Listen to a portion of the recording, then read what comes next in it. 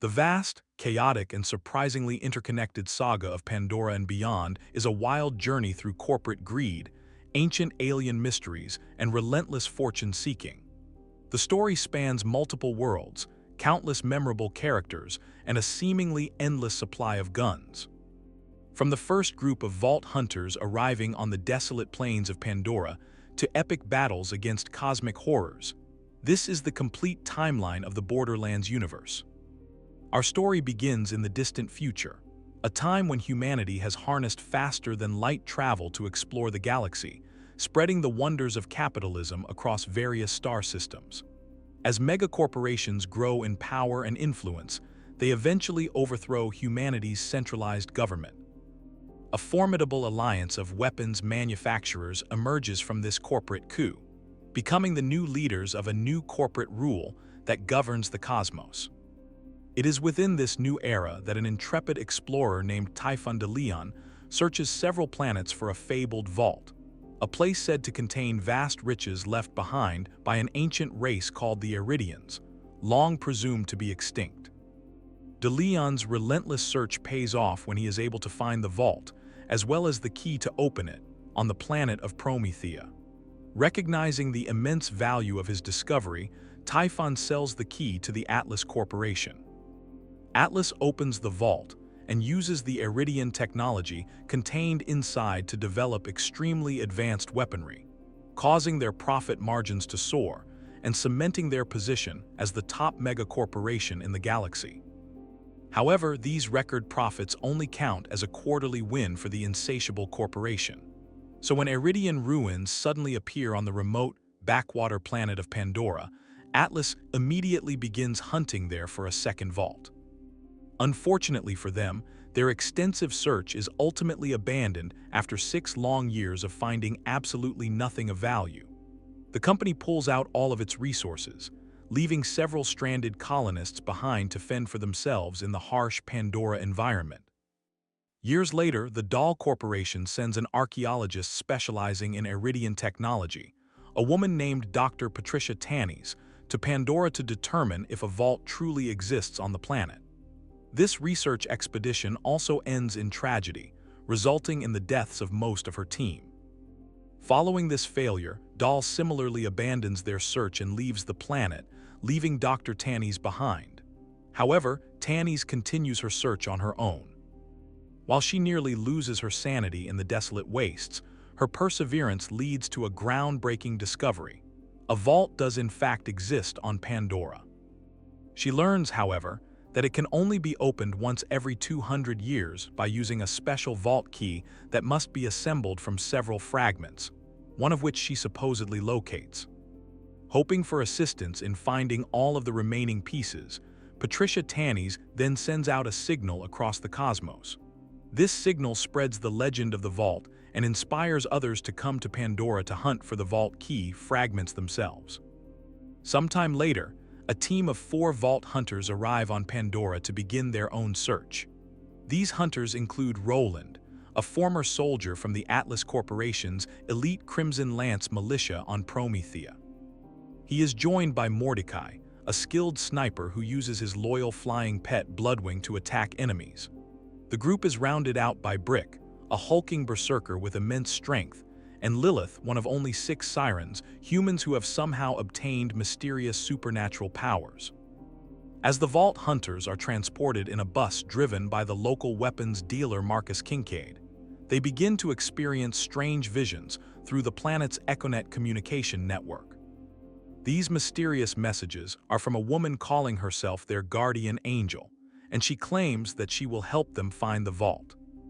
The Vault Hunters step off the bus to find themselves outside the dilapidated town of Firestone, where they are greeted by a funny little robot designated as CL4PTP, or as his friends call him, Claptrap. After showing them the new U Station, an invention from the Hyperion Corporation which allows users to resurrect and even change their appearance, Claptrap leads the Vault Hunters to Firestone. After clearing the town of some invading bandits, the hunters meet its only remaining inhabitant, Dr. Zed, who gives them some tasks to get them familiar with Pandora while they begin their search for the vault. Guided along by more messages from the guardian angel, the Vault Hunters meet other inhabitants of Pandora, including a local weapons inventor named TK, Baja, and a talented mechanic named Scooter, whose Catch-A ride stations allow the Vault Hunters to summon vehicles for traversing the vast landscape. While working to take out a brute named Sledge, the Vault Hunters are contacted by Commandant Steele of the Crimson Lance, who sternly warns them that their mercenary activities will not be tolerated. Regardless of her threats, the hunters proceed to take out Sledge and obtain an eridian artifact he was holding. The guardian angel immediately recognizes this artifact as one of the fragments of the vault key. Leaving Firestone behind, the Vault Hunters enter Doll's former territory on Pandora, taking out a bandit named Mad Mel on their way to the town of New Haven. There they meet the town's leader, Helena Pierce, who is currently warring with Commandant Steele, whose Crimson Lance forces want to take New Haven under their control. The Vault Hunters help New Haven establish their independence, picking up a transmission from Dr. Patricia Tannies along the way. The Hunters soon find Tannies, who fills them in on her research regarding the vault and its key. When she recognizes the vault key fragment in the Hunters' possession, she sends them out to retrieve another piece that is currently in the possession of a bandit named Crom. The Vault Hunters dispatch Crom and obtain the fragment, eventually hunting down the third piece of the key on the trash coast and retrieving it as well. With only the vault key fragment that Tannies found remaining to complete the key, Patricia unfortunately reveals that it was stolen from her by the bandit leader Baron Flint, who also punched her dog after stealing it. The hunters head to the Salt Flats where they defeat the dirty dog puncher Flint. However, as they loot his corpse, they find that Baron Flint did not have a key fragment. Commandant Steele then calls the Vault Hunters to inform them that a fourth piece never existed. She reveals that Tannies had only used them to retrieve the 3 real vault key fragments before sending them off on a wild goose chase as a distraction, so she could open the vault herself. Steele and the Crimson Lance have captured Patricia Tannies and are now in possession of all of the vault key fragments. Steele then warns the Vault Hunters to leave the planet, shutting down Pandora's Echo network to exert the Atlas Corporation's control. The Hunters then fight their way to rescue Dr. Patricia Tannies, who maintains her innocence, claiming that the betrayal was Steele's doing. Whatever the case may be, the Vault Hunters reactivate the Echo communication system. With the Guardian Angel's help, they rush to the vault's location to attempt to stop Commandant Steele from opening it. When they arrive, they find Steele preparing to open the vault with the key fragments in hand. She then reveals herself to be another one of the 6 sirens, using her powers to combine the key fragments and finally reveal the entrance to the vault. Unfortunately for Steele, the key opens it to also reveal the Eridian's true purpose for the vaults. A massive tentacle then shoots out of the vault's opening, piercing Commandant Steele and killing her instantly. As it turns out, the vault was not constructed to hold treasures, but instead to hold the Destroyer, a massive creature from another reality prisoner. Luckily, outside of its own realm, the Destroyer is left vulnerable to attack, and the Vault Hunters summon all of their strength and weaponry to bring the intergalactic beast down. The Guardian Angel then contacts them once again, revealing that she tricked them in order to ensure the Destroyer would not escape while the vault was open. The vault is then sealed once again, and the 200-year cycle begins anew. While the Guardian apologizes for the lack of riches, she notes that Tannies will likely pay a pretty penny for the reassembled vault key. High in Pandora's orbit, a satellite from the Hyperion Corporation transmits the Guardian Angel's messages back and forth to the Hunters. While the Vault Hunters' quest for the treasures of the fabled vault ends fruitless, they nonetheless continue their exploits on Pandora, helping its various inhabitants and stumbling into a few other adventures along the way. One of which takes them to Jacob's Cove, where the former employees of Jacob's Corp have not only died, but mysteriously have been popping up undead all over the island. When the Hunters arrive, the local Claptrap explains that the town's automated defenses were not programmed to recognize the zombies as enemies. The Hunters recalibrate the turrets, fending off waves of the undead, before seeking out Jakob's resident doctor, Dr. Ned, who is definitely not Dr. Zed in disguise. Seriously, Dr. Ned claims that he has nothing to do with the outbreak, though he does ask for their help in creating a cure using local creatures called Skag's DNA. The Vault Hunters recover the necessary materials from the decrepit Grendel's hospital, though their guardian angel quietly warns them not to trust the doctor. Pressing onward, the hunters uncover a hidden Jakob's laboratory, revealing that Dr. Ned is in fact responsible for unleashing the zombie horde. What a surprise! Despite his denials, evidence begins piling up, and Jakob's Corp themselves send orders for the Vault Hunters to clean up the mess.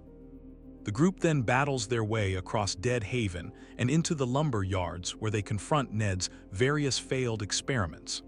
Along the way, they discover echo logs tying Ned directly to the outbreak and ultimately receive corporate authorization to take him out. Eventually, the hunters corner Dr. Ned at the old mill, where he falls into his final twisted form. Transformed into a monstrous undead version of himself, he attacks with everything he has. After a grueling fight, the Vault Hunters bring him down once and for all, finally putting an end to the plague that had swept across Jakob's Cove. With the island's fate sealed, Jakob's Corp quietly distances themselves from the incident, and the Vault Hunters once again set off into the wastes of Pandora, slightly richer for their efforts. The Vault Hunters are then met with a more theatrical challenge. They step into the Underdome, a gladiatorial cage crafted for chaos and mayhem, presided over by the seductive yet unhinged Mad Moxie. Seeking thrills and husband number 4, she invites challengers to participate in her blood sport. Under merciless conditions, the hunters must endure wave after wave of enemies, grunts, gunners, psychos, and resurrected bosses. As bullets fly and modifiers tighten the noose, Moxie taunts and entertains from above. The Vault Hunters fight, survive, and eventually prove themselves, earning what few gain: a single skill point from Pandora's most eccentric ringmaster. Not long after, the Vault Hunters find themselves drawn into yet another corporate crisis. The Atlas Corporation, humiliated by their failure at the Vault and desperate to reassert their dominance, dispatches their Crimson Lance army to Pandora. At their head is the battle-weary General Knox, a man tired of endless campaigns but still loyal to his orders. The Vault Hunters are then contacted by Athena, a rogue assassin who once served the Crimson Lance, but has now turned against them after Atlas tricked her into killing her own sister. Offering her knowledge and aid, she explains that Atlas has built a secret armory on Pandora, a hidden fortress overflowing with advanced weaponry. If the hunters can take down Knox and his army, the armory and its riches will be theirs to keep. Their journey begins at T-Bone Junction, a dilapidated outpost in the middle of the desert, where they reconnect with Scooter and start tearing through the Crimson Lance's defenses with newly built vehicles. It's here that the Vault Hunters learn something surprising. Mad Moxie, the flamboyant mistress of the Underdome, is actually Scooter's mother, a fact the mechanic doesn't exactly brag about. As the hunters cut through Crimson Lance strongholds, they discover that Athena has been captured and imprisoned within Lockdown Palace, a massive prison run by the deranged Warden Shank, who also happens to be one of Moxie's many ex-husbands. Battling through the prison, the hunters fight and kill Shank before freeing Athena, securing her as an ally against Nox. With Athena's guidance, the hunters push deeper into Crimson Lance territory, uncovering codes and intel that lead them straight to the heart of Nox's operations. Eventually, they face the general himself. Despite his exhaustion with Atlas's endless wars, Nox fulfills his duty and fights with everything he has. After a fierce battle, the hunters defeat him, ending his miserable reign on Pandora. Athena then guides them to the armory itself. Using the access codes, the Vault Hunters open its massive doors to reveal a treasure hoard of Atlas technology. However, the riches come with a catch. The entire facility is set to self-destruct. With only minutes to spare, the hunters supermarket sweep as much loot as they can before the armory detonates in a massive explosion, erasing one of Atlas's greatest assets and sending the company spiraling toward their downfall. Not long after the raid on the secret armory, the Vault Hunters once again find Pandora thrown into chaos. This time, not by bandits or corporations, but by the planet's least likely threat, claptraps. When a single unit, the Interplanetary Ninja Assassin Claptrap, or INAC for short, grows tired of years of abuse and mockery, it decides to lead a full-scale rebellion against humanity. INAC rallies an army of claptraps to rise up and overthrow their oppressors, dubbing the movement the Rovolution. The uprising quickly spirals out of control, with claptraps reprogramming Pandora's beasts, machines, and even the corpses of fallen enemies into twisted, claptrap-ified forms. This includes old foes given a second, more ridiculous life as General Knox Trap, Steel Trap, and the dual nightmare of Dr. Ned Trap and undead Dr. Ned Trap. Answering the crisis at T-Bone Junction, the Vault Hunters are contracted by Hyperion's representative, Mr. Blake, to put an end to the Rovolution. Along the way, they reconnect with Patricia Tannies, who, despite her usual paranoia, offers insights into how the claptraps have broken free of their normal programming and just how dangerous INAC could become if left unchecked. Fighting their way through hordes of mechanized monsters and corrupted bandits, the Hunters eventually run into Marcus Kincaid. Sent by Hyperion to whisk the Vault Hunters away to new and exciting opportunities on planets like Eden 6, Marcus instead finds himself directly in INAC's sights. The assassination bot swiftly takes him out, though Marcus ultimately survives the encounter and makes it clear that his Rovolution isn't stopping here. The problem for INAC is that he was never designed for direct combat. So to face the Hunters head-on, he deploys his secret weapon, the colossal Mega Interplanetary Ninja Assassin Claptrap, or MINAC. After wearing down its claptrap reinforcements and tearing the machine apart, the Hunters finally bring the giant to its knees. With his greatest weapon destroyed, INAC himself emerges for the final showdown, only to be immediately cut down in a pretty short fight. With the revolutionary leader obliterated, the claptraps across Pandora are rebooted back to their harmless, bumbling state. And so, Pandora returns to its usual state of violent instability, while the claptraps once again fade into the background. At least until one of them inevitably gets another bad idea. Meanwhile, Athena spends the next several years wandering Pandora as a hired gun. 4 years after the opening of the vault on Pandora, she receives a job offer from a low-level Hyperion programmer named Jack. Athena accepts the job, hunting for a vault on the planet's moon, Elpis. Athena is joined by Claptrap as well as 3 others: Wilhelm, a cybernetically enhanced mercenary; Nisha, a bandit hunting gunslinger; Aurelia, a baroness and heiress to the Hammerlock family fortune; and later Timothy Lawrence, one of handsome Jack's body doubles. This new group of Vault Hunters board a ship and head to the Helios space station, Hyperion's orbital main base of operations. On the way, however, the group is attacked by the Lost Legion, a military group under the Dahl Corporation, who go on to siege the Helios station. The Vault Hunters crash land on Helios and dodge their way through the ongoing battle to follow a Claptrap unit to Jack. Unfortunately, the Claptrap doesn't last long, but the Vault Hunters are contacted by the cocky programmer himself. They find Jack under fire from Dahl forces and rescue him from his attackers. They try to activate the base's defense systems, but are blocked by an unknown signal from Elpis. Forced to evacuate, the Vault Hunters follow Jack to the escape ships as the Lost Legion's leader, Colonel Tungstina Zarpedin, announces their occupation of the Helios space station over the PA system. As they reach the ships, however, Zarpedin appears in the flesh, donning a power suit with weapons she's able to use to destroy the group's means of escape. Zarpedin recognizes Jack, who takes aim and fires at her. Suddenly, an unknown alien entity arrives and stops Jack's bullets in mid-air to protect the Colonel. Jack and the Vault Hunters are able to duck away from Zarpedin and her mysterious bodyguard, and the programmer is contacted by Harold Tassiter, CEO of Hyperion. Jack hides the seriousness of the situation from Tassiter, who reminds Jack that he's only there to observe Pandora. Jack figures out a new way for the group to reach Elpis via a moonshot, but is forced to stay behind to pilot it. Athena and the other 3 Vault Hunters then load into a cargo container before Jack fires it off toward Concordia, the largest town on Elpis, for them to begin their search for the jamming signal blocking Helios's defenses. As the cargo container comes crashing down on Elpis, a local junk dealer named Janie Springs spots it and meets with the Vault Hunters, helping them survive the moon's atmosphere so they can safely reach Concordia.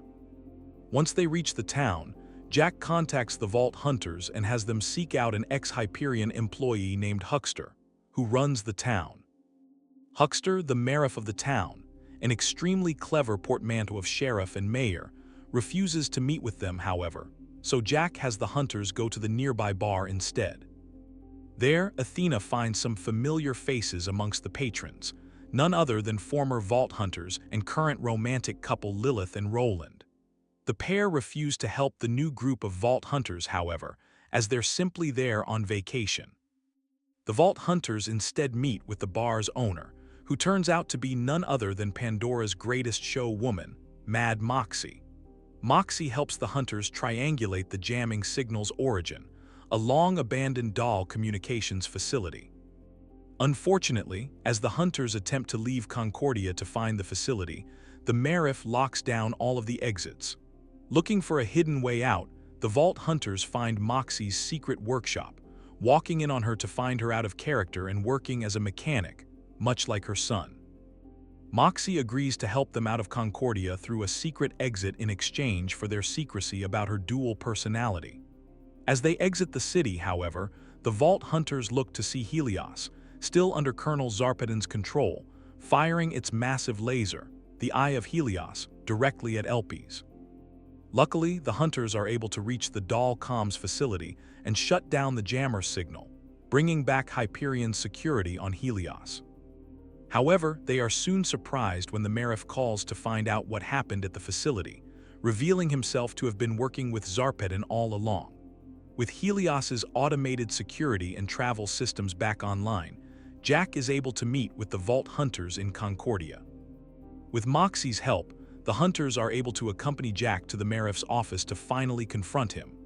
When the sheriff tries to kill Jack, the programmer is forced to pull his own weapon and return fire, taking out the sheriff and securing the city.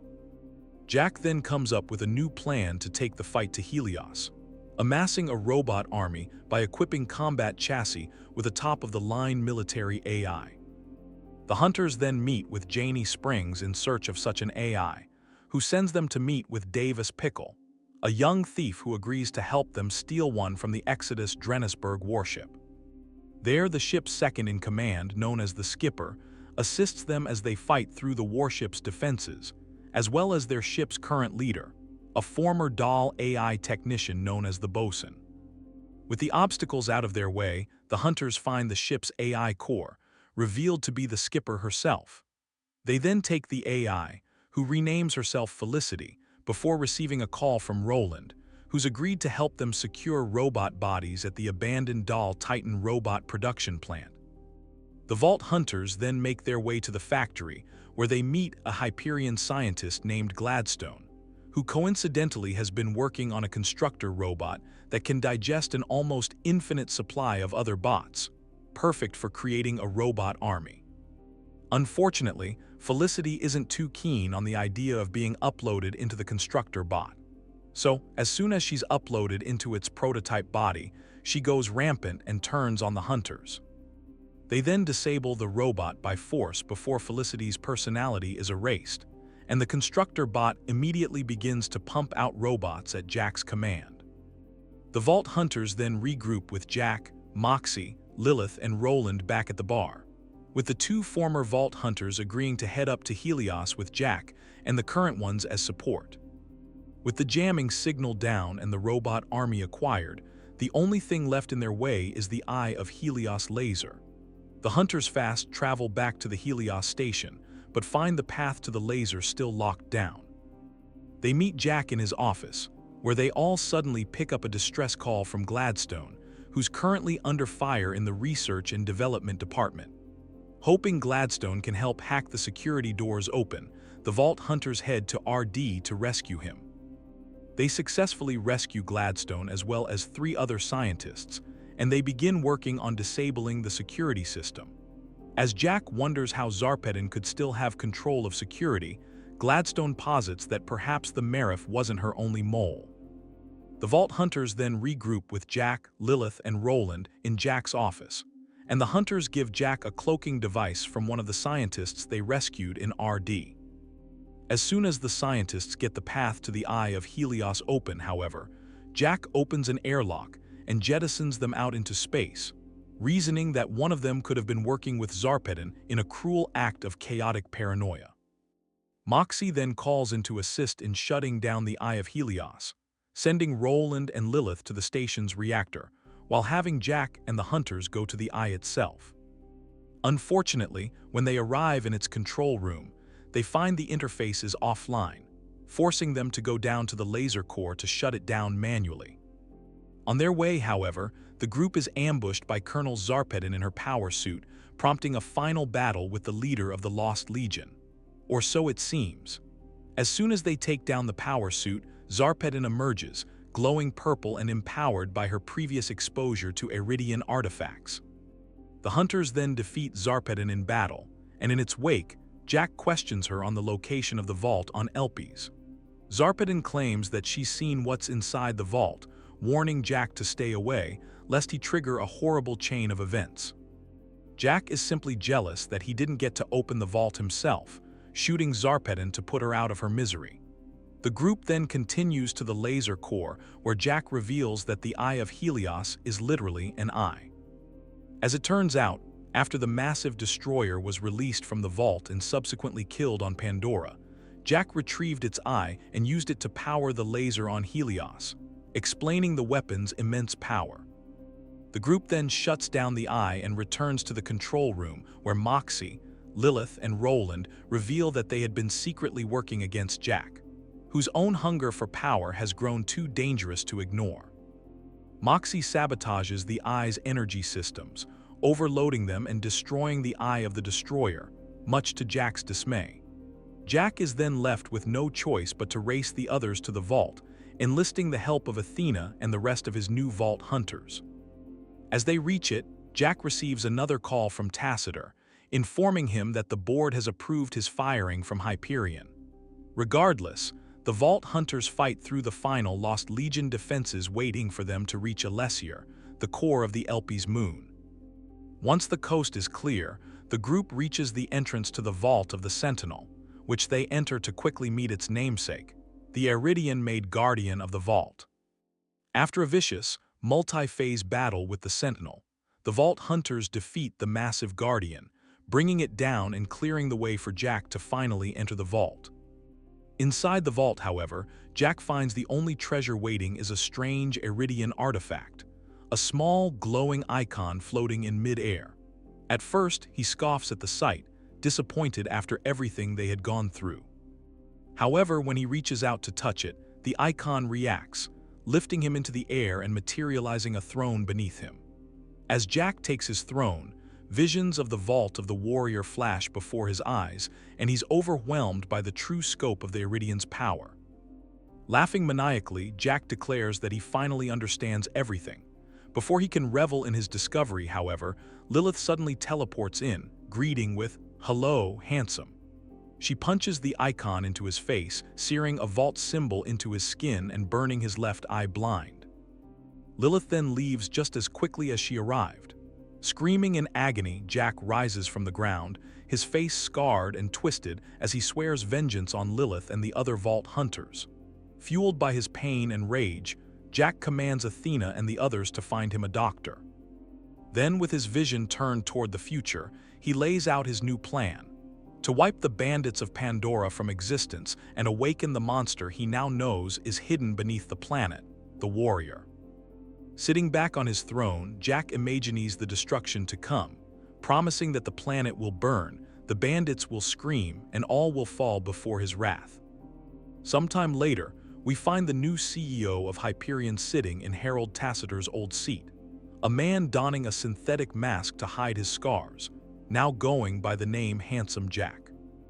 Not long after taking over Hyperion, Handsome Jack learns of a powerful program hidden away by his predecessor, Tacitor, the H-Source, containing prototypes, access codes, and corporate secrets. The program would give Jack unrivaled control over Hyperion. The problem is that Tacitor buried it inside of an experimental claptrap unit, and the only way to retrieve it is by diving directly into its mind. Jack enlists his trusty Vault Hunters for the job, digitizing them and sending them into a virtual simulation of Claptrap's consciousness. Inside, the Hunters encounter corrupted memories, unstable subroutines, and distorted recreations of people from Claptrap's past. They are guided by Shadow Trap, a program tied to Claptrap since his creation. Pretending to be an ally, Shadow Trap guides the Vault Hunters deeper into the simulation, pushing them to obtain an override key that will allow them access to the H-Source. Along the way, the Hunters recover personifications of Claptrap's own hope and self-esteem, while uncovering a hidden memory of his birth that reveals Shadow Trap briefly took control of him before being suppressed. Once the override key is secured, Shadow Trap's true intentions are revealed. He never planned to hand over the H-Source and instead uses it to force his way deeper into Claptrap's subconscious. The Vault Hunters pursue him, battling through corrupted environments until finally facing Shadow Trap directly. He transforms into a massive battle form called Eclipse and then into the construct Eos, forcing the Hunters through a brutal, multi-phase fight. In the end, the Hunters manage to destroy him and recover the H-Source. When the program is returned, Handsome Jack immediately uses it to seize full control of Hyperion systems. With its power, he orders the termination of every Claptrap unit, calling them worthless and shutting down the line completely. The experimental Claptrap himself is shot and tossed into a pile of dismantled units in Windshear Waste. Even then, Shadow Trap manages to survive once more, slipping back into Claptrap's code and rebooting him. As Pandoran creatures begin picking through the wreckage, they're driven off by a hunter named Sir Alistair Hammerlock, brother of one of Jack's Vault Hunters, Lady Aurelia, who stumbles upon the broken Claptrap unit. Deciding to repair it, Hammerlock inadvertently ensures that Claptrap will live to annoy Jack another day. Meanwhile, Athena's legend of her time with Handsome Jack and the other Vault Hunters spreads across Pandora. While Athena recounts her story of Jack's rise and fall, her audience includes two would-be Vault Hunters, Axton, the Commando, and Gage, the Mechromancer. Rather than hanging on the finer details, the pair constantly interrupt her story, asking for more action and spectacle. To satisfy them, Athena and the other Vault Hunters demonstrate her battles inside the Holodome, a combat simulator designed to recreate key moments from her fight against the Lost Legion and beyond. The Vault Hunters are thrown into wave after wave of enemies, reliving Athena's encounters against bandits, soldiers, and mechanized threats.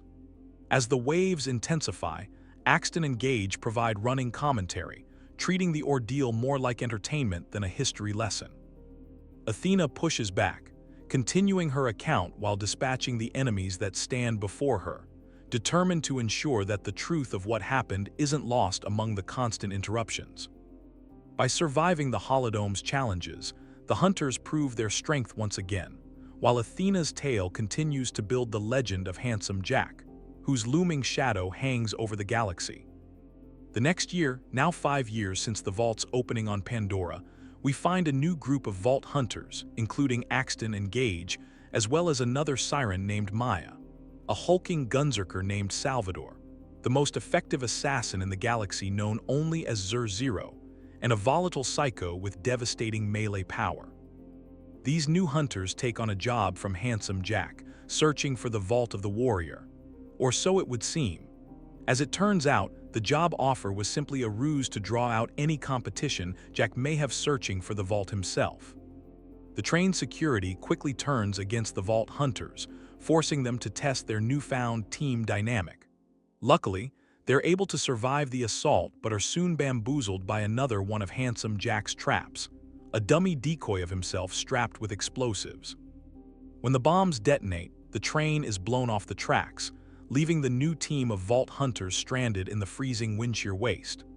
Luckily, The group are soon discovered by the very same claptrap unit that was similarly ditched there by Jack and subsequently repaired by Sir Hammerlock. Claptrap gets his new friends equipped with an echo unit, and the guardian angel once again contacts them, urging them to be the new heroes that Pandora now needs, thanks to handsome Jack's tyranny. The guardian angel further encourages them to work with Claptrap to get to the city of Sanctuary, the last bastion of the resistance against Jack. Despite warnings from handsome Jack himself, the Vault Hunters help Claptrap repair himself after an attack from Pandora's wildlife, meeting Sir Hammerlock on the way.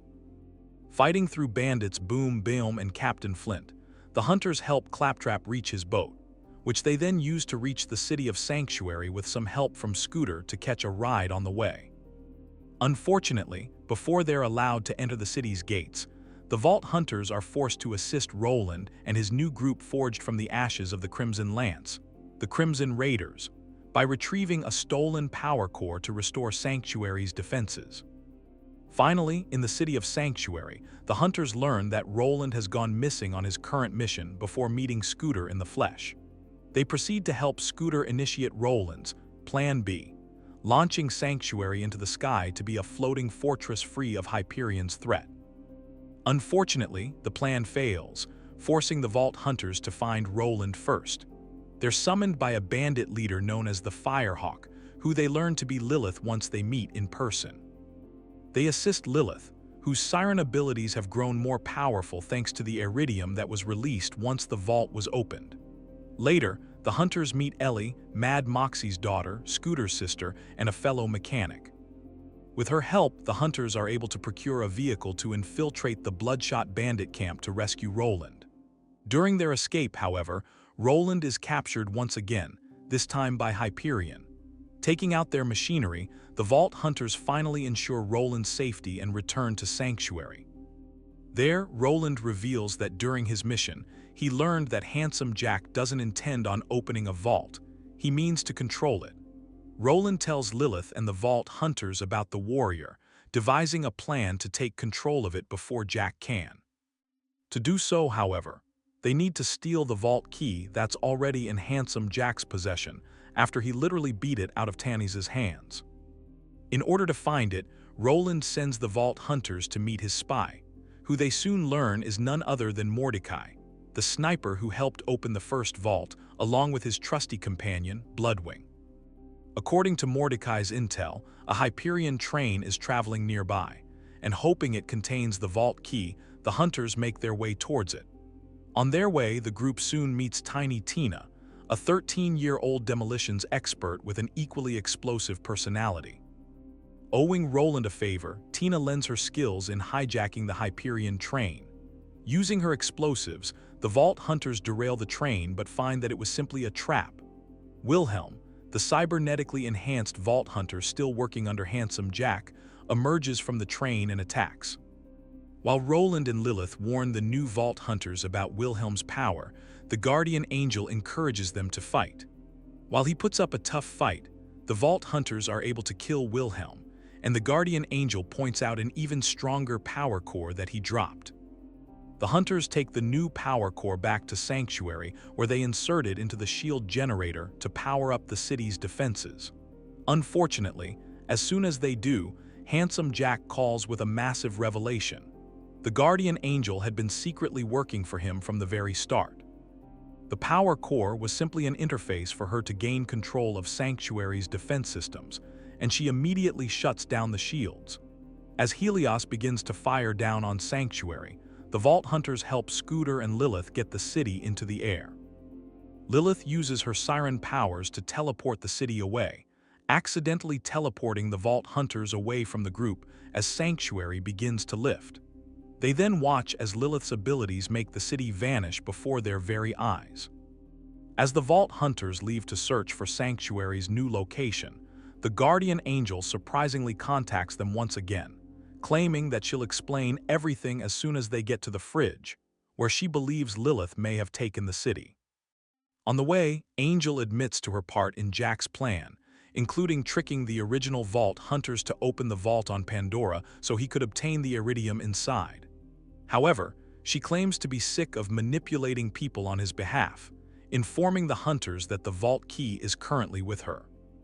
The guardian angel then helps the vault hunters use Hyperion tech to get back to the now floating city of Sanctuary. After reuniting with Roland and Lilith, the guardian angel again contacts them and insists on her change of heart. She tells them that Handsome Jack is trying to skip the 200-year recharge period of the vault key by using her power to charge it. She tasks the vault hunters with finding her AI core, which will in turn lead them to the vault key. Before signing off, the guardian angel asks for one more favor. Whatever they do, don't let Lilith into her chamber. In order to get past the Hyperion defenses, the hunters need an upgraded claptrap. Luckily, Mordecai has just the data required on Bloodwing's collar. Not so luckily, Bloodwing was captured by Hyperion.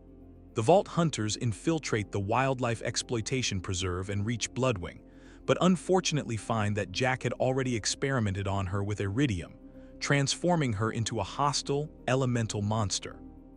Despite Mordecai's cries, the hunters are forced to take Bloodwing down.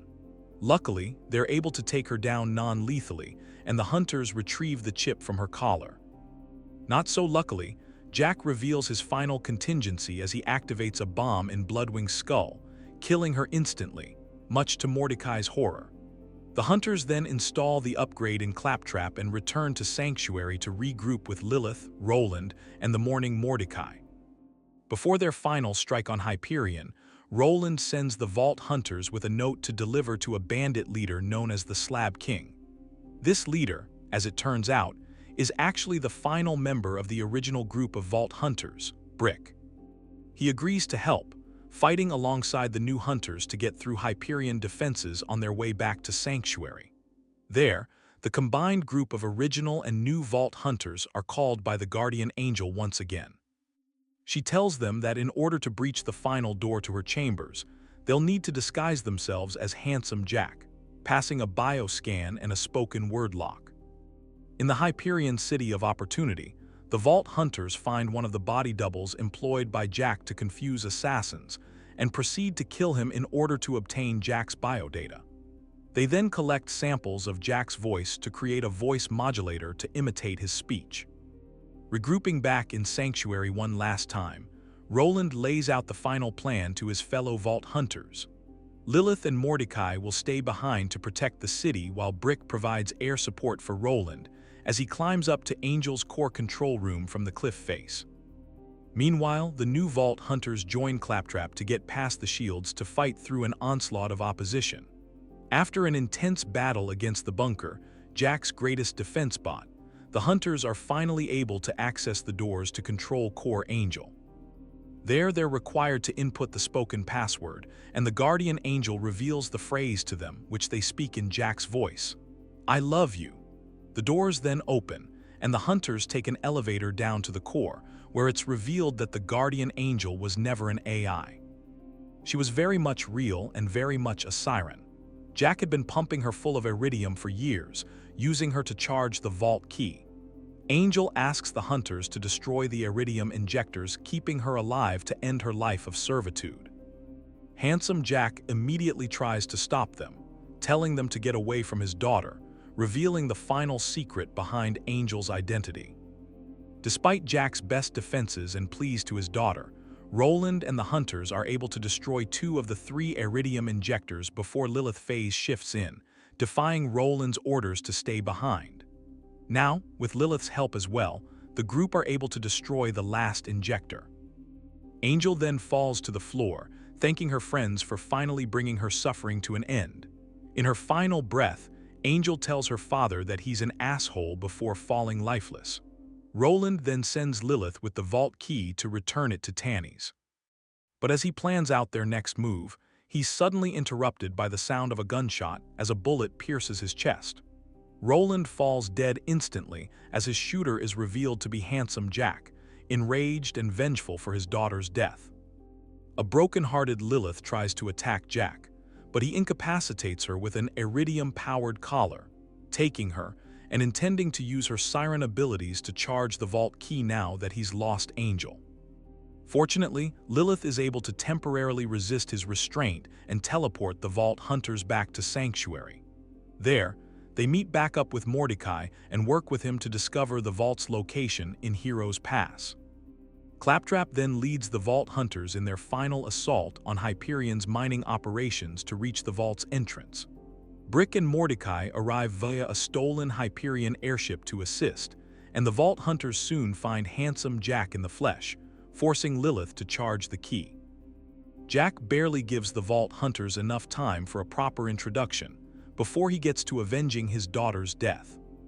A battle with the technologically enhanced programmer then ensues, and while the Vault Hunters are able to best Jack in combat, he nonetheless retrieves the now fully charged Vault key and uses it. The Vault then opens and the warrior arrives. Handsome Jack proudly commands the massive ancient beast to kill the Vault Hunters, prompting a final, grueling battle. Eventually, the Vault Hunters are able to repeat history, bringing down the massive biological superweapon and killing Handsome Jack's plans along with the creature. In the wake of the battle, a dying Handsome Jack is left in disbelief. At this point, the Vault Hunters can deliver the final bullet to Jack or allow Lilith to do it as revenge for Roland's killing. Either way, Handsome Jack's reign comes to a bloody, tragic close. Lilith then prepares to destroy the Vault key just as Brick and Mordecai catch up to them. Somehow, instead of breaking it, she activates a map of the galaxy, highlighting multiple locations that the group quickly recognize as more vaults. Lilith simply proclaims that there ain't no rest for the wicked as the remaining Vault Hunters realize that their work is far from over. After the dust settles in Sanctuary, the Vault Hunters answer a call from Oasis, a resort town with no water and one overeager greeter, a lonely man named Shade. He points them towards the legend of Captain Blade's treasure and introduces its most determined hunter, Captain Scarlet. She proposes a partnership to reassemble Blade's broken compass, the only thing that points to the stash. The hunters scour the desert, wresting a piece from the pirate Lord Sandman at Hader's Folly, prying another out of the ship graveyard in the rust yards with help from Scarlet's unsettling fan Herbert, and recovering the rest from Scarlet herself. With the compass complete, its location is revealed at the Magnus Lighthouse, and that's Scarlet's cue to betray the Vault Hunters and sprint for the prize herself. The trail ends at the X, which wakes a colossal leviathan that swallows everyone whole. Inside the beast, Scarlet makes her last play, unleashing her pet Roscoe, but the Vault Hunters cut through, escape, and slay the leviathan in the sands above. With the Guardian dead, Blade's treasure room opens. Scarlet slips away empty-handed. The Vault Hunters leave Oasis richer, and Shade remains desperate for company. Elsewhere, Dr. Patricia Tannies discovers another vault sitting in the heart of a crater, and Mr. Torg High 5 Flexington turns it into a pay-per-view tournament at the badass crater of Badasitude.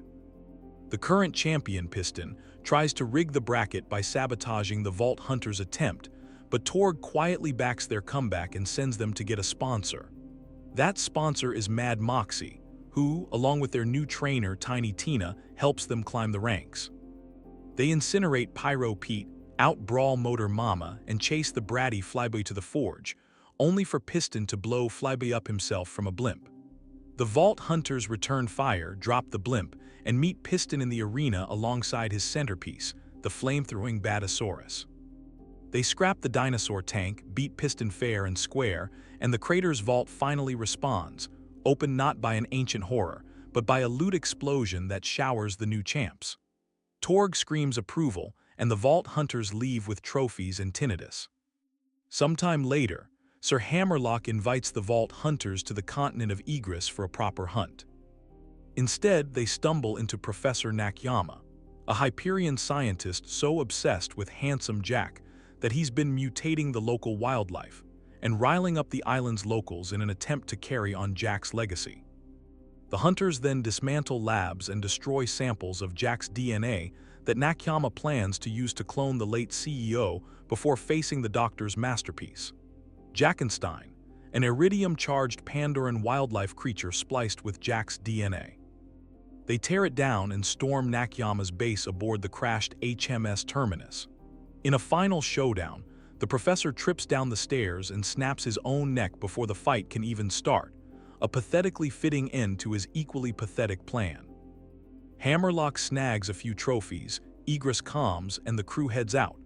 Among Nakayama's notes, though, are hints of a digital recreation of Handsome Jack, hinting that perhaps the world hasn't seen the last of him. Back in Sanctuary, Tiny Tina runs a Bunker's Badasses tabletop role-playing game session for Brick, Mordecai, and Lilith to lift their spirits after Roland's death. Inside Tina's campaign, the Vault Hunters defend Flamerock Refuge, clash with the handsome sorcerer, and follow a mysterious White Knight, who is revealed painfully as Tina's way of keeping Roland in the story as she refuses to accept his death.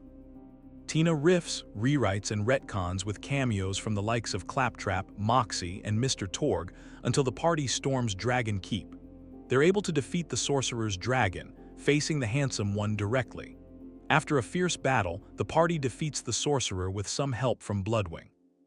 Afterwards, they free the realm's queen, Handsome Jack's diamond pony, but Stallion naturally, and bring light back to the land. Outside the story, Lilith gently speaks the truth, and Tina finally admits that she knows that Roland is gone. As the campaign comes to a close, Maya arrives with good news. A spy they caught has provided access to the Hyperion moon base, Helios. The group then erects statues of Bloodwing and Roland to honor their sacrifices, and Tiny Tina hugs them goodbye. This isn't Tiny Tina's only Bunker's Badasses campaign, however. Sometime later, Tina takes up her Bunker Master mantle once again, this time roping in a new party of players. Valentine, a dashing but somewhat washed-up space pirate, his rule-obsessed robot companion, Fret, and a newbie who's playing their first campaign, all eager for some high-fantasy Pandora adventure. Together, this new party dives into Tina's latest odyssey in the Wonderlands. The quest kicks off with the group facing off against the evil Dragon Lord, a skeletal necromancer, just moments away from defeating him when he pulls a last-second trick. The Dragon Lord summons an undead horde to delay his demise, only to be thwarted by the sudden arrival of Her Majesty, Queen Butt Stallion, brandishing the legendary Sword of Souls. With one mighty magical blast, Butt Stallion seals the Dragon Lord away for centuries in an arcane prison, saving the day, at least for now. With the exposition out of the way, Tina then starts the campaign's main story, officially anointing the newbie as the Fatemaker, the fated hero of her Wonderlands narrative. The Fatemaker's journey begins in the peaceful Snoring Valley, but takes a turn when the party are confronted by skeleton soldiers led by Ribula, who aims to resurrect the Dragon Lord. While the party defeats Ribula, the Dragon Lord is nonetheless released from his imprisonment before escaping. Hoping to warn Queen Butt Stallion of the Dragon Lord's escape, the party head to the capital of Brighthoof. Unfortunately, they arrive too late as they find it already under siege by the Dragon Lord's skeletal army. Fighting alongside Paladin Mike, the head of the Queen's Diamond Guard, the party beats back the horde and saves the town.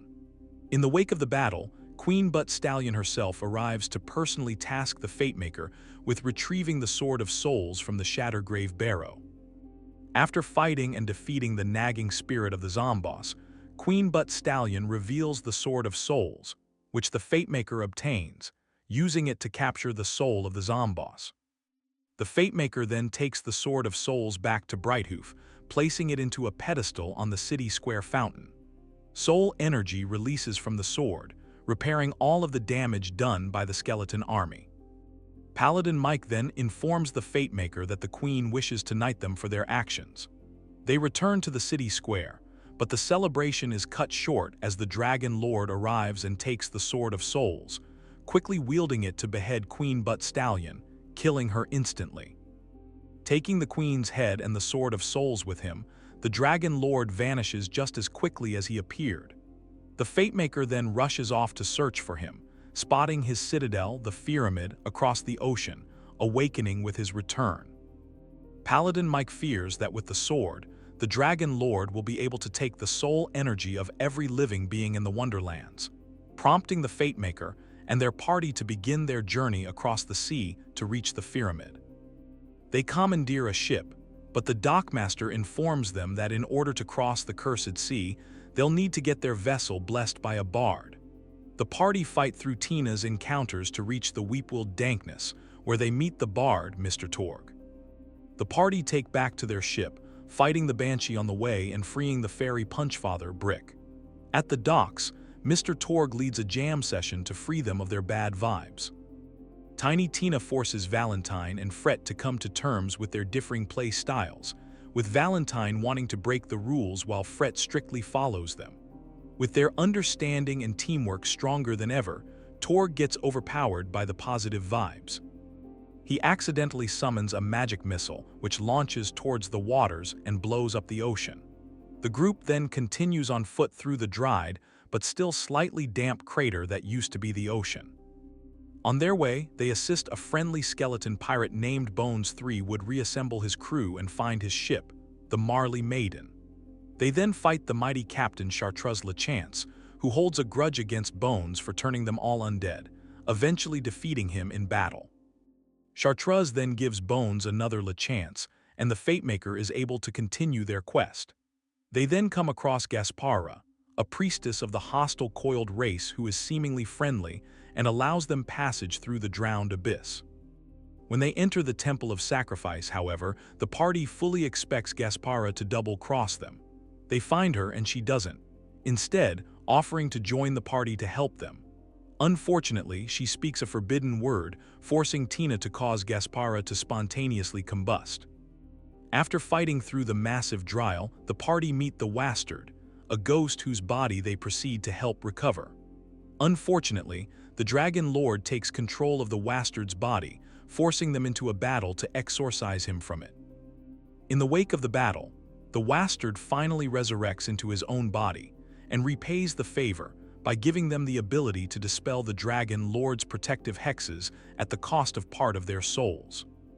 The party soon reaches Necropolis, meeting a friendly survivor named the Elder, who leads them to the Hall of Heroes, which they must pass through to reach the pyramid. As Tiny Tina sends them through fatal obstacle courses, the Dragon Lord begins to speak directly to the Fatemaker, mentioning other Fatemakers that came before them, hinting that they're just playthings for Tina to use and dispose of. When the party reaches the Hall of Heroes, they're met with a living nightmare. Literally.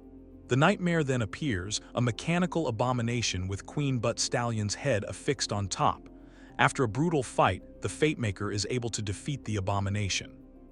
As Tina reminds the players that the nightmare was the Dragon Lord's doing, he finally has enough. The Dragon Lord then pulls the Fatemaker into a vision, revealing the truth behind his creation. As it turns out, he was originally the Dragon Knight, a character created by Tiny Tina during her very first game of Bunker's Badasses, where she was taught to play by her old friend, Roland. However, during the game, Tina's lack of forethought caused her to make the Dragon Knight unleash the full power of the Sword of Souls, turning him into the evil Dragon Lord. Tina, frustrated, simply quit the game and refused to play again unless she could be the Bunker Master to ensure the heroes would win. The Dragon Lord then rejects Masters, Dice, and Destiny, insisting that he isn't evil, just written that way by Tina. He then dares the Fatemaker to prove that choice still exists, retreating to the pyramid to await their final battle. The party then climb to his citadel, fighting through the defenses to eventually reach the Dragon Lord's tank of souls. They break it open, unleashing all of the souls that he had captive, including that of his long-lost love, Bernadette, whom he planned to resurrect the whole time. What a twist. However, the Dragon Lord rejects this, pointing out that he doesn't even know of Bernadette, further exemplifying Tiny Tina's puppet mastering. The Dragon Lord collects the unleashed souls into the sword and awaits the hero to finish their journey. The final battle then commences atop the pyramid. The Dragon Lord makes his own entrance free from Tina's control and attempts to make the party roll new characters. After an epic duel, the Dragon Lord falls to his knees, lamenting his failed attempt to decide his own fate. He hands over the Sword of Souls, telling the Fatemaker to finish his quest. Tiny Tina once again encourages her hero to unleash the full power of the sword, egged on by Valentine and Fret. Instead, the the Fatemaker decides to stop letting fate divide them and instead let it bring them together. They then use the power inside of the Sword of Souls not to strike down the Dragon Lord, but to instead revive the majestic Queen Butt Stallion. In an ending Tina couldn't even imagine, the party of Valentine, Fret, and the brand new player proved to be too strong for simply a one-shot.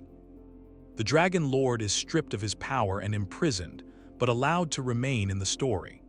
The Fatemaker then returns to Brighthoof's Fountain Square, where they kneel before the revived Queen Butt Stallion, who finally knights them. As they celebrate with Paladin Mike and the townsfolk, the campaign comes to a close. But that's not all Bunker Master Tina has up her sleeve. Sometime later, Valentine and Fret rejoin at the table, with Sir Hammerlock taking the Fatemaker's place, as Tiny Tina runs a new campaign in the Wonderlands. Before the game kicks off, Valentine learns that Tina's stories are a way for her to imagine she has friends her age, as Tina's searches for real ones in the Borderlands have thus far been fruitless. While Claptrap tries to join the party, they refuse, taking on Tiny Tina's new campaign, eventually reaching the town of Boomstone. There, the party meets Sheriff Mr. Torg, who gives them a job to hunt down Hilly the Kid, a giant who's been wreaking havoc. Luckily, the group are able to find Hilly's digital diary to try to figure out his motives and next moves. Unfortunately, Tina casts Claptrap to play the role of this diary.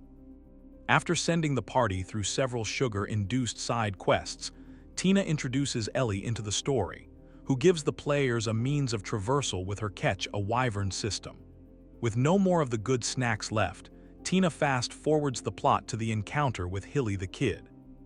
The group's attacks don't faze the giant until Mr. Torg shows up to have a banjo battle, knocking Hilly down.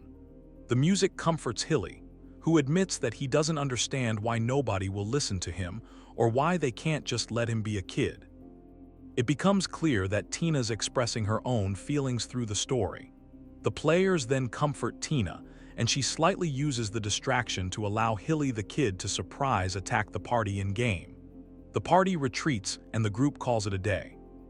Later that night, Valentine and Fret sneak into Tiny Tina's room while she's asleep, carrying some dolls based on the characters in her Wonderlands. Valentine whispers that just because she doesn't have anyone around her own age, that doesn't mean she doesn't have people who still love to be her friends. As they leave, Tina opens her eyes to reveal that she was only pretending to sleep, snuggling her new presents, and quietly telling her friends that she loves them too. Sometime later, aboard Hyperion's Helios space station, we find Reese Strongfork, an employee working his way up the ranks alongside his best friend, Vaughn. Reese, who dreams of being the next handsome Jack, walks towards his boss's office to receive a hard-earned promotion. As he enters, however, Reese is shocked to instead find Hugo Vasquez, his longtime rival. The corpse of Reese's former boss then floats by the window out to space, revealing that Hugo has taken his position, much to Reese's dismay. Hugo tells him not to worry, however, as his promotion is still coming. Their conversation is quickly cut short when Vasquez receives a call regarding the purchase of a vault key, which Reese is able to overhear thanks to his Echo Eye implant. After the call wraps up, Vasquez then announces Reese's promotion to assistant vice janitor. Reese exits the disappointing meeting to inform Vaughn and their friend and fellow coworker Yvette of his new position. He further reveals Vasquez's plan to buy the vault key, and the group decides to beat him to the punch by purchasing it first. Thankfully, Vaughn is an accountant and is able to move around $10 million to make the deal. Reese then commandeers a car Vasquez ordered for himself to drive him and Vaughn to Prosperity Junction on Pandora. Meanwhile, in the Pandora city of Hollow Point, two sisters named Fiona and Sasha steal and smuggle to get by. Along with their mentor and father figure, Felix, the pair are secretly behind the vault key sale. As it turns out, the vault key is a forgery crafted by Felix, and they intend on selling it to Hyperion through their associate, a fence named August, who Sasha is also dating.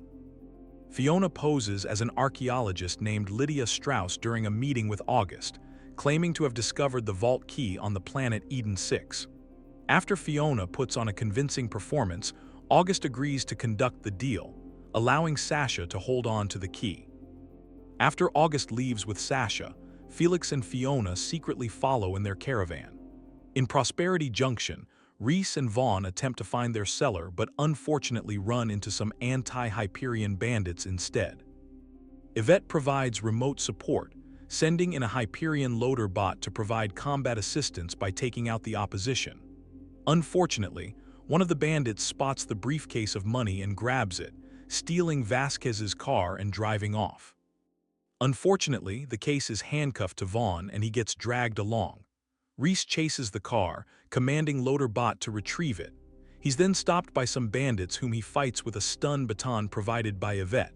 Reese finds Loader Bot with the car and has him put it down, rescuing Vaughn. Loader Bot then helps them reach the world of curiosities before Reese is given the option to tell Loader Bot to retreat or stick around, to sacrifice himself fighting bandit reinforcements, only to be replaced by another Loader Bot later. Whatever the case, Reese and a very shaken Vaughn continue into the world of curiosities, finding it full of exhibits dedicated to Pandora. Amongst them, morbidly, are the corpses of its late inhabitants, including characters we've seen up to this point, such as Bandit Brother Boom, Lonely Oasis Dweller Shade, Siren-turned-zombie thing Commandant Steel, and Hyperion Professor Nakayama, who was obsessed with cloning Handsome Jack, if you recall. Reese snags Nakayama's Hyperion badge, hoping it will come in handy later. When they then notice Shade's corpse goes missing, they're relieved to find out that he's not undead, just weird. Reese informs him that they're there for the deal, and Shade takes them to meet with the seller, a man named August. August, who's there with Sasha, initially distrusts Reese and Vaughn, as he was expecting to meet with Vasquez. However, when he shows the vault key and they show the cash, August proceeds with the transaction. Sasha then puts a stop to the deal instead, exclaiming that she's got a bad feeling. Reese tries to reason with her, explaining that they showed up instead of Vasquez simply to screw him over. The idea of sticking it to a Hyperion stooge is enough for her, and Sasha changes her mind. Secretly, however, this was all just a ruse to give Fiona enough time to secretly plant an EMP device onto the vault keys container from inside of a nearby vent, just in case Reese tries to scan it with his Echo Eye. However, with things just being too strange at this point, August cancels the deal outright. Reese is given the option to blow his mind or break his heart, but either way, he simply begs August to reconsider the deal, which he does when he remembers it's for $10 million.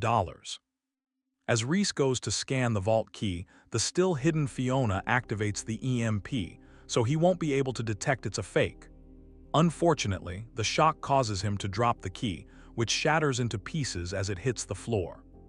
Before Reese can even react to it being a fake, however, the meeting is literally crashed by a bandit leader named Bossa Nova, who's being followed by Zero, the assassin from the group of vault hunters who took down Handsome Jack. Zero presses Bossa Nova for the location of something he's looking for, but the bandit claims ignorance and takes the briefcase of money instead, driving off as Zero is distracted with other bandits. Felix then arrives, but winds up accidentally shot by August. Sasha grabs him and Fiona joins them to escape to their caravan. There, they find Reese and Vaughn trying to hotwire it to follow Bossa Nova. August, furious about being lied to, follows, firing his pistol, forcing Felix to drive off quickly. In the caravan, Reese and Vaughn propose a shaky alliance with Felix, Sasha, and Fiona. They can follow the briefcase via tracker chip in exchange for letting them live. Reese calls Yvette to try to get her to track the money, but she informs him that his stunt has put all of their IDs on lockdown. With no other choice, Reese remembers Nakayama's ID and decides to see if his security clearance is still active. Reese then inserts it into his head and immediately passes out. In his unconsciousness, Reese hears a familiar voice expressing his disappointment, asking if he thought he could follow in his footsteps. When Reese awakens, he exits the caravan to find the rest of the group looking over a bandit stronghold in an abandoned Atlas warehouse. As they scope it out, Zero arrives and begins to take out bandits himself before running inside. The group finds an alternate way in, and Felix stays behind with the caravan as he reminds Fiona and Sasha to not trust anyone. While Reese devises an amazing plan to get inside, the others stroll over to a maintenance hatch and simply open it. Reese and Sasha enter first, but Fiona and Vaughn are forced to quickly close the hatch as a bandit notices them. The bandit asks if the pair are drivers, and they bluff that they are. He then leads them to a choice of masks that they can buy to wear during a race that they're apparently doing now. The pair don their masks and are given a vehicle, learning on the way to the race that the prize for the upcoming competition is the Hyperion briefcase, which Vaughn reveals is holding a secret bomb tied to his DNA signature, so it's useless to whoever wins it. Anyway, Reese and Sasha, meanwhile, follow the GPS tracker in the briefcase, eventually spotting some bandits carrying it up an elevator. The pair work together to take down a pair of other guards before Reese hacks the lift controls while Sasha guilts him for his connection to Hyperion. Regardless, she's impressed by his Hyperion-made stun baton and asks him if she can borrow it, a decision that's left for him to make. Once Reese gets the lift working, he and Sasha take it up as well, and Zero surprisingly joins them, saving them from some released skags. Zero then reveals that he's searching for something called a Gordy's core, and the others agree to let him know if they come across it. Reese, Sasha, and Zero then find themselves emerging onto the center of the track, where a deadly race is about to begin. Zero shoots the case out of Bossa Nova's hands, and he announces an additional bounty on the assassin's head, adding to the spectacle at hand. As the mayhem begins, Reese finally gets a call from Vasquez, who explains that while he knows what happened with the vault key, if Reese brings back the money, he'll get his old job back. However, the deal comes with one condition: blaming the whole thing on Vaughn. Reese refuses, so Hugo sweetens the deal by adding half of the money to the pot, leaving the final decision to take the deal up to Reese. In one of the coolest sequences in a video game that I've ever experienced, the briefcase bounces between Reese and Sasha, fighting a skag with Zero's sword to a brutal death race involving Vaughn and Fiona. Ultimately, however, it winds up in Felix's hands as he arrives in the caravan just in time to catch it while it's in the air. Fiona grabs onto the caravan and enters, initially excited by Felix's arrival. However, she immediately can tell that his demeanor has shifted. As Fiona gets closer to him, Felix grabs the case and pulls his pistol on her. The distraction causes Felix to crash the caravan, knocking Fiona down. While the vehicle is stuck, Felix grabs the briefcase and prepares to leave, reminding Fiona that he had told her to never trust anyone. Seeing it as a lesson to teach her, Felix leaves her behind, taking all of the money with him. At this point, Fiona has the decision to warn Felix about the bomb Vaughn informed her of within the case, causing him to escape after opening it, throwing it before the blast. Otherwise, she can shoot him or simply allow him to open the case, telling him to choke on it as it explodes. Zero then kills Bossa Nova once and for all, calling Mad Moxie to inform her that the Gordies wasn't with him. Vaughn and Reese reunite, while Sasha refuses to talk to Fiona about Felix's betrayal.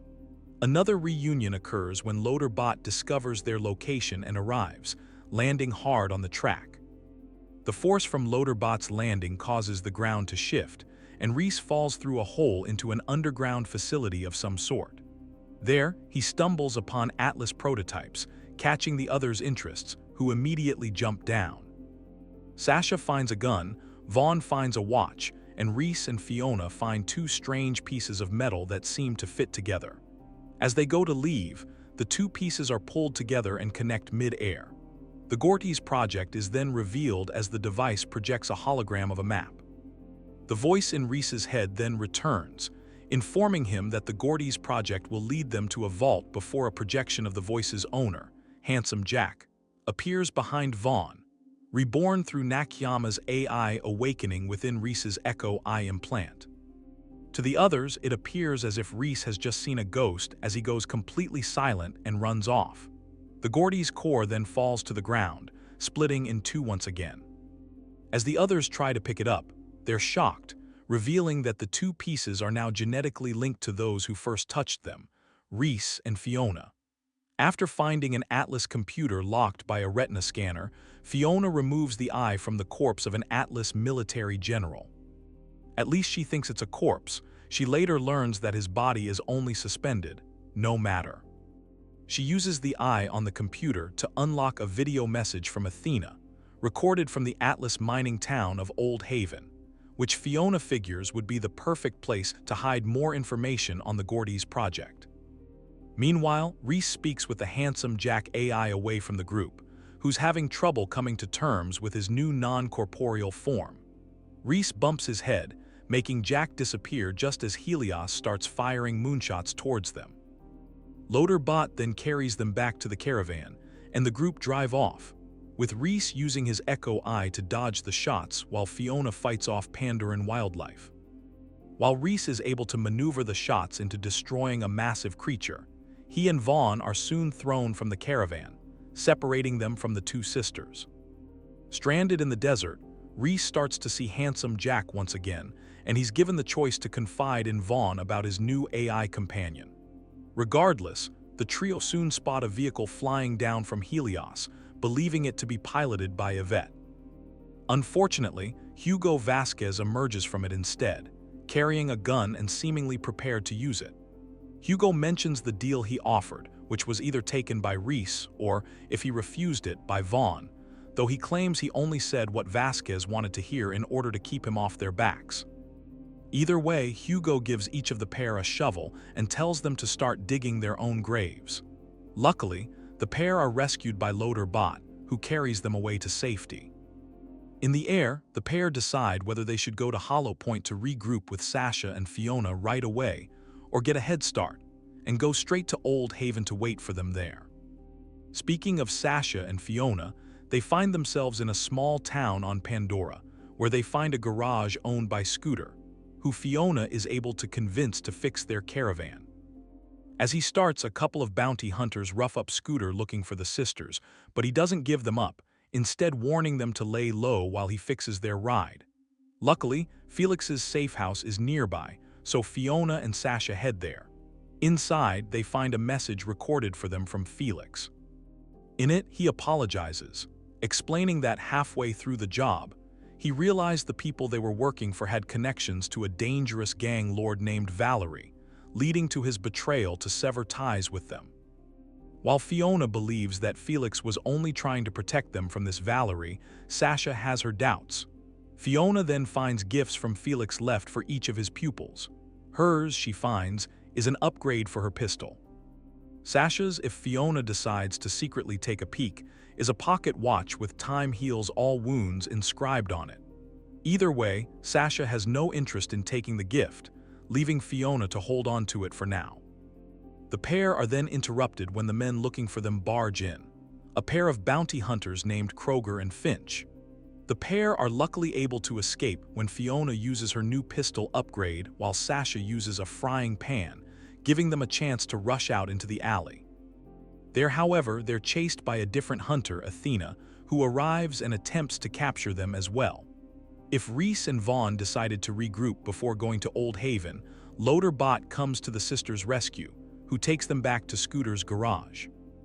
There, the group reunites before leaving towards Old Haven in their fixed ride.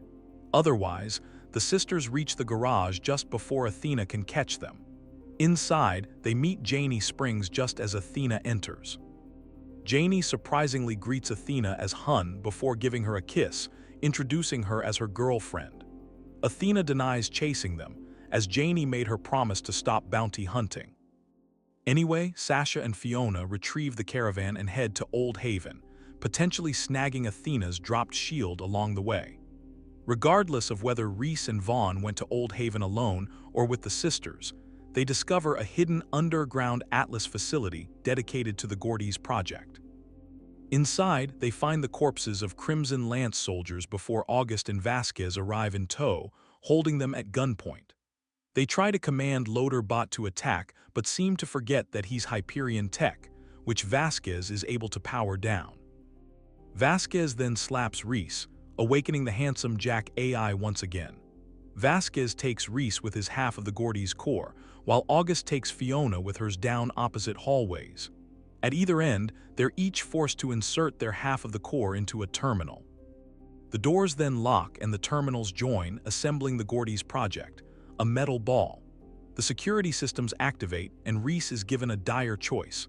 Allow Fiona to take charge by throwing a grenade or have the Jack AI hack the security systems. Either way, the security bots are disabled.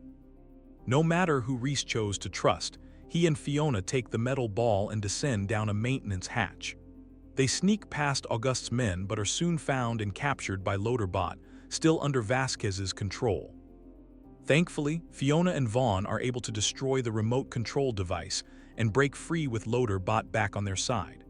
When Vaughn is shocked by one of the facility's security bots, his entire body is left frozen and paralyzed. Sasha regroups with them, and after some clever teamwork, they're able to create an exit before Loaderbot carries everyone outside. There, they find a different group of bandits waiting for them, causing Loaderbot to crash. Fiona drops the metal ball, and it rolls before it's stopped by the leader of the outfit, Valerie. Kroger and Finch then arrive, still bitter over their last interaction, but Valerie stops them, electing to speak with Fiona instead. August and Vasquez then arrive, and Valerie asks Fiona which of them is to blame for fumbling the task. Fiona can then decide who to point the finger at, but if she chooses August, she learns that he is none other than Valerie's son, and she disappointedly pulls the ring out of his nose. Regardless, with the Gordy's project obtained, Valerie realizes that she doesn't need Vasquez any longer and shockingly grabs his gun before firing it directly at him point blank, splattering Hugo's life onto the concrete before the group. As Valerie prepares to eliminate the others as well, however, Athena arrives just in the nick of time to take down Valerie and her crew, forcing them to retreat. Athena then reveals that the contract she took wasn't to kill Sasha and Fiona, but instead to help them. As it turns out, Felix was the one who hired her, hoping she could pass down some of her skills and train the sisters to harness their full potential. Fiona then locates the on button on the metal ball, and it announces that an energy chassis is required for the vault of the Traveler Protocol before Gordy's is activated. The metal ball sprouts arms and a face, and Gordy's is revealed to be a robot with a chipper personality, and she quickly greets them. Gordy's explains that she was created by the Atlas Corporation as a last-ditch effort to find a vault. She then points the group, now including Athena, towards the location of her energy chassis, and they hop in the caravan to take off on this new leg of their adventure. Gordy's then leads them to another Atlas facility, and inside they're shocked to find a researcher, Dr. Cassius Leclermain, claiming to be a drifter, residing there. He helps them deliver an antidote to Vaughn to get him control over his body again, before showing them the location of Gordy's upgrade within the facility. Unfortunately, the group has to get past an automated security system first. Reese and Sasha go to shut down the system, while Fiona and Athena head off to retrieve the upgrade. Reese and Sasha share a tender moment, and Athena shows Fiona how to fight like a real vault hunter. Using the eye she recovered, Fiona and Athena enter the room holding the Gordy's chassis upgrade. Reese hacks into the security, learning that Cassius is actually an Atlas employee. Fiona is able to grab the chassis upgrade and returns with Athena back to Vaughn and Cassius. Vaughn reveals that he learned the vault Atlas was searching for is called the Vault of the Traveler, named such because it teleports all over the universe. Reese and Sasha then arrive and share their own revelation, that Cassius works for Atlas. Athena immediately snaps upon learning this, still holding a grudge against the corporation over her sister's death. While Cassius accepts his fate, Athena is suddenly interrupted by a large man bursting into the room, Brick, who grabs her and carries her away. At the same time, Valerie arrives and fires a rocket towards them, blasting the rest of the group to the ground. Reese is knocked out in the blast and awakens to find the handsome Jack AI joining him once again. Valerie's men then grab Reese, and she demands the Gordy's bot, which they soon find strapped to the loader bot. August and the others strip off Loaderbot's limbs to free Gordy's, but Vaughn springs to action and grabs Valerie. Gordy's breaks free and runs off, leaving August and Reese to chase her. Meanwhile, Fiona has another run-in with Finch and Kroger over the chassis upgrade. Sasha comes to her aid, and the pair are able to scrap their way to defeating the bounty hunters and requiring the upgrade. Loaderbot arrives, or at least his top half, and Sasha goes with him to help Reese catch Gordy's. Loaderbot grabs Reese, and they chase August's truck while pursuing Gordy's. During the ensuing struggle, August grabs the chassis upgrade. But as he holds it in the air, Gordy's is able to magnetically snatch it from him, using it to upgrade on the spot to her new form with fully functioning legs.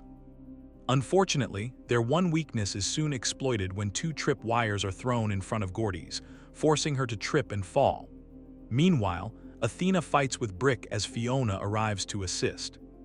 Suddenly, the pair are pinned down by sniper gunfire, and Fiona spots Mordecai, who tells her that this is Vault Hunter business, allowing her to retort that she herself is a Vault Hunter, starting her own legend. Valerie then arrives, and despite Fiona's best efforts, she hands over Athena to Brick and Mordecai, who proceed to take her away. Valerie, meanwhile, has the rest of the group captive, including Gordy's, who she threatens in order to give up the location of her last upgrade so they can complete her and find the vault. Gordy's then points to the sky and says, "It's there." On Helios, Brick and Mordecai, meanwhile, take Athena to Sanctuary, where she's brought before Lilith. The Siren threatens to kill Athena for her hand in handsome Jack's rise to power, holding her partially responsible for Roland's death. Lilith gives her a chance to give her side of the story, and Athena begins to tell the very long tale. Once Athena finishes recounting her story, she admits that she regrets working for Jack. Lilith isn't moved, however. She orders her men to kill Athena for her part in Jack's rise. But as they fire, their bullets suddenly fall straight to the ground. The strange alien that once aided Colonel Zarpedon then appears, leaving everyone's jaws agape in shock and awe. The figure, known only as the Watcher, intervenes, revealing its true nature as one of Pandora's long-lost Eridians.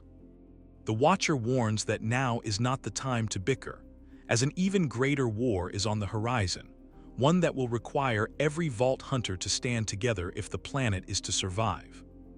Back in the Atlas facility, Gordy's explains that while the Vault of the Traveler usually only stays in one spot for a few minutes before teleporting again, she can use her final upgrade to hold it in one spot so they can access it.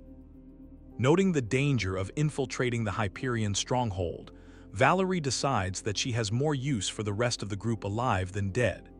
She stabs Sasha, threatening the group to come up with a plan to get the Gordy's upgrade from Helios for her. Luckily, Reese has an inside source, and the handsome Jack AI informs them that the beacon is inside his office on Helios. Luckily for them, Hyperion offers tour of the moon base, giving the Jack experience by showing his old office. Reese's plan involves getting a spaceship from Scooter for the group to fly up to Helios. There, he'll call Yvette to have her let him in, where he'll disable security to allow Fiona and Sasha to pose as tour guides. When Fiona notes that Hyperion currently wants him dead, Reese realizes that he can use Hugo's DNA to disguise himself as Risquez. Reese is taken with Finch and Kroger to Old Haven to get Hugo's body, while August takes Sasha and Fiona to Hollow Point to talk with Scooter.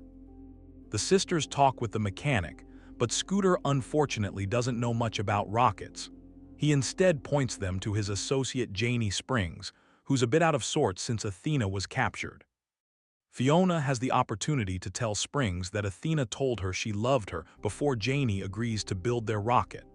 She suggests that they bring a mechanic along, and Scooter excitedly volunteers to catch his first ride into space.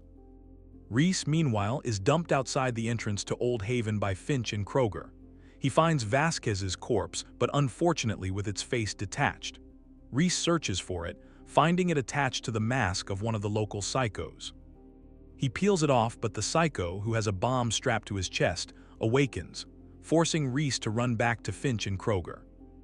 As the psycho runs past Hugo's corpse, Finch shoots the bomb, causing it to explode and blast Vasquez's body into several pieces, all of which Reese is forced to collect in bags and take back with them. Sasha and Fiona similarly assemble their own Hyperion disguises, as Reese uses a quick change machine to disguise his voice and appearance to match Vasquez. The group then launches their rocket into space and gazes upon the planet of Pandora. Once they reach orbit, as their craft approaches Helios, they collide with the still floating body of Vasquez's predecessor. It's sucked into the ship's vent, and Scooter has Fiona push the ship's thrusters past their limit so they can reach Helios. However, the ship's rockets become unstable, forcing Scooter and Fiona to do a spacewalk to detach them. Fiona takes care of one rocket while Scooter focuses on the other. Unfortunately, while trying to detach his, Scooter gets his hand stuck in the rocket. He asks a tear-filled Fiona to cut his rocket loose, and she reluctantly does so after saying her goodbyes. As the rocket drifts away, Scooter asks his friends to tell Ellie and Moxie that he died doing something awesome before shouting his catchphrase one last time. "Catch a ride!" The rocket, at a safe distance away, then explodes, taking with it the first casualty of the mission. The rest of the group then pay honor to Scooter however they see fit. But as they begin to dock on Helios, Yvette is unreachable, forcing Reese to pose as Vasquez. Risquez steps onto the spaceport with Vasquez's body parts, claiming them to be Reese's. Yvette suddenly arrives and makes a shocking revelation. She had double-crossed Reese and was working with Vasquez to try to obtain whatever was in his Echo Eye unit, and she's very upset that it's now supposedly destroyed. The disguised Reese then goes off to Vasquez's office and overrides the security, allowing Fiona and Sasha to enter the hub of heroism to pose as tour guides. Fiona stumbles across the Handsome Jack VIP group, and she's forced to attempt to deliver a believable trek through Jack's history, including a monument to Butt Stallion. The tour then reaches Handsome Jack's office, but when one tour member gets a bit too eager and rushes in, a security field activates and vaporizes him immediately, initiating a lockdown.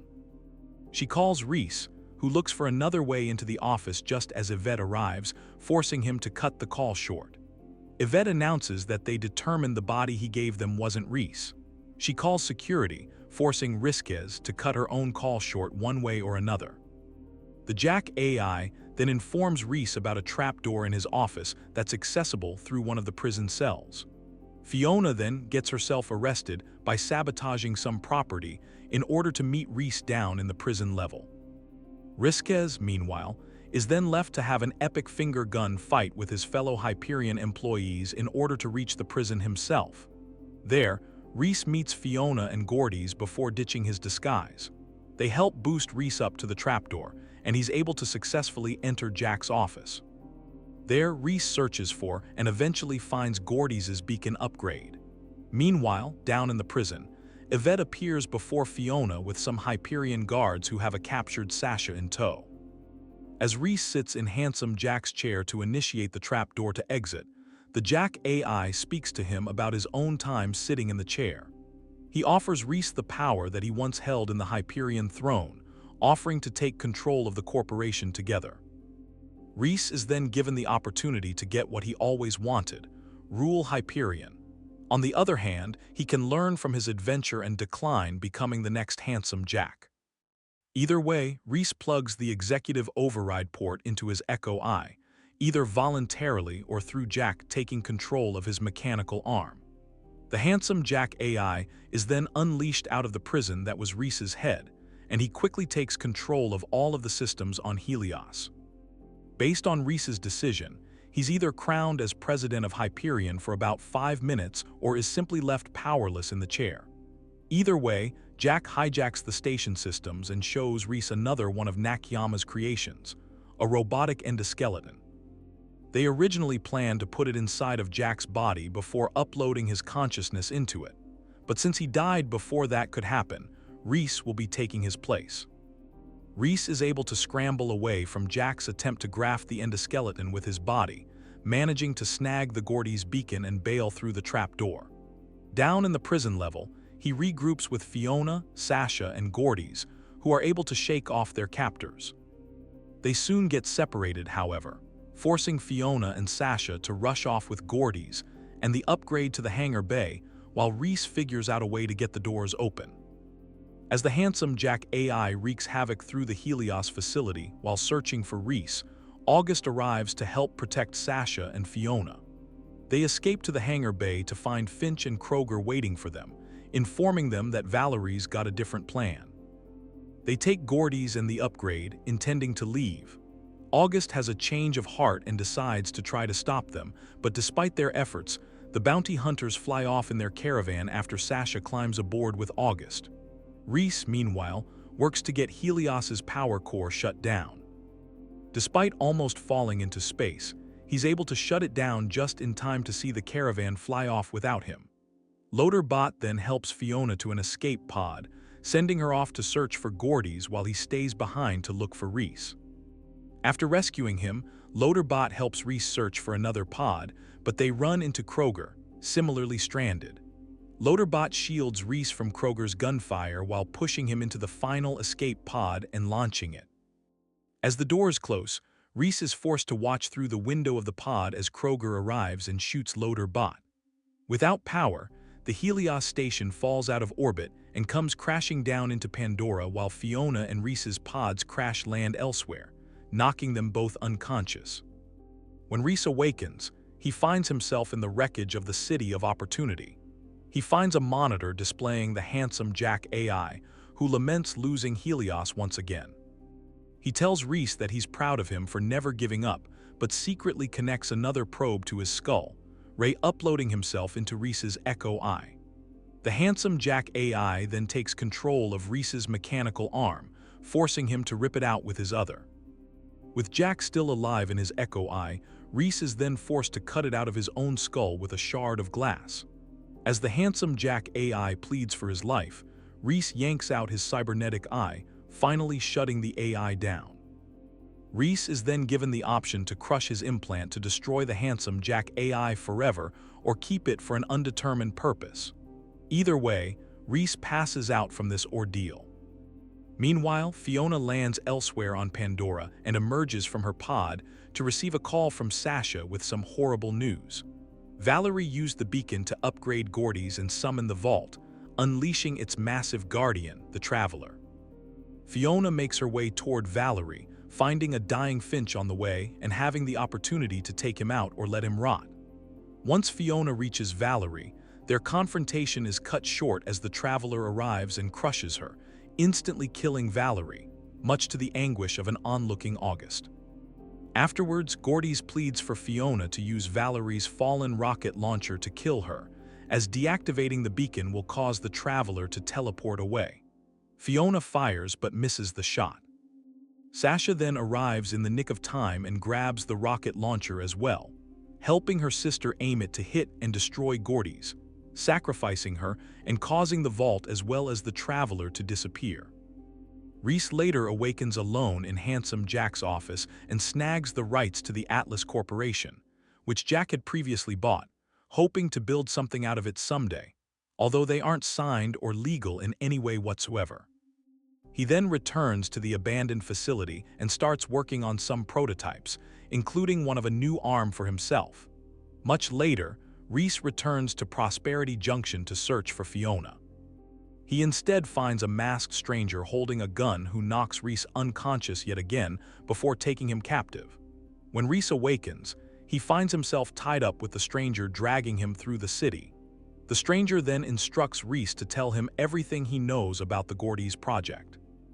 As Reese tells his side of the story, the stranger takes him to a safe house where he has a similarly captive Fiona.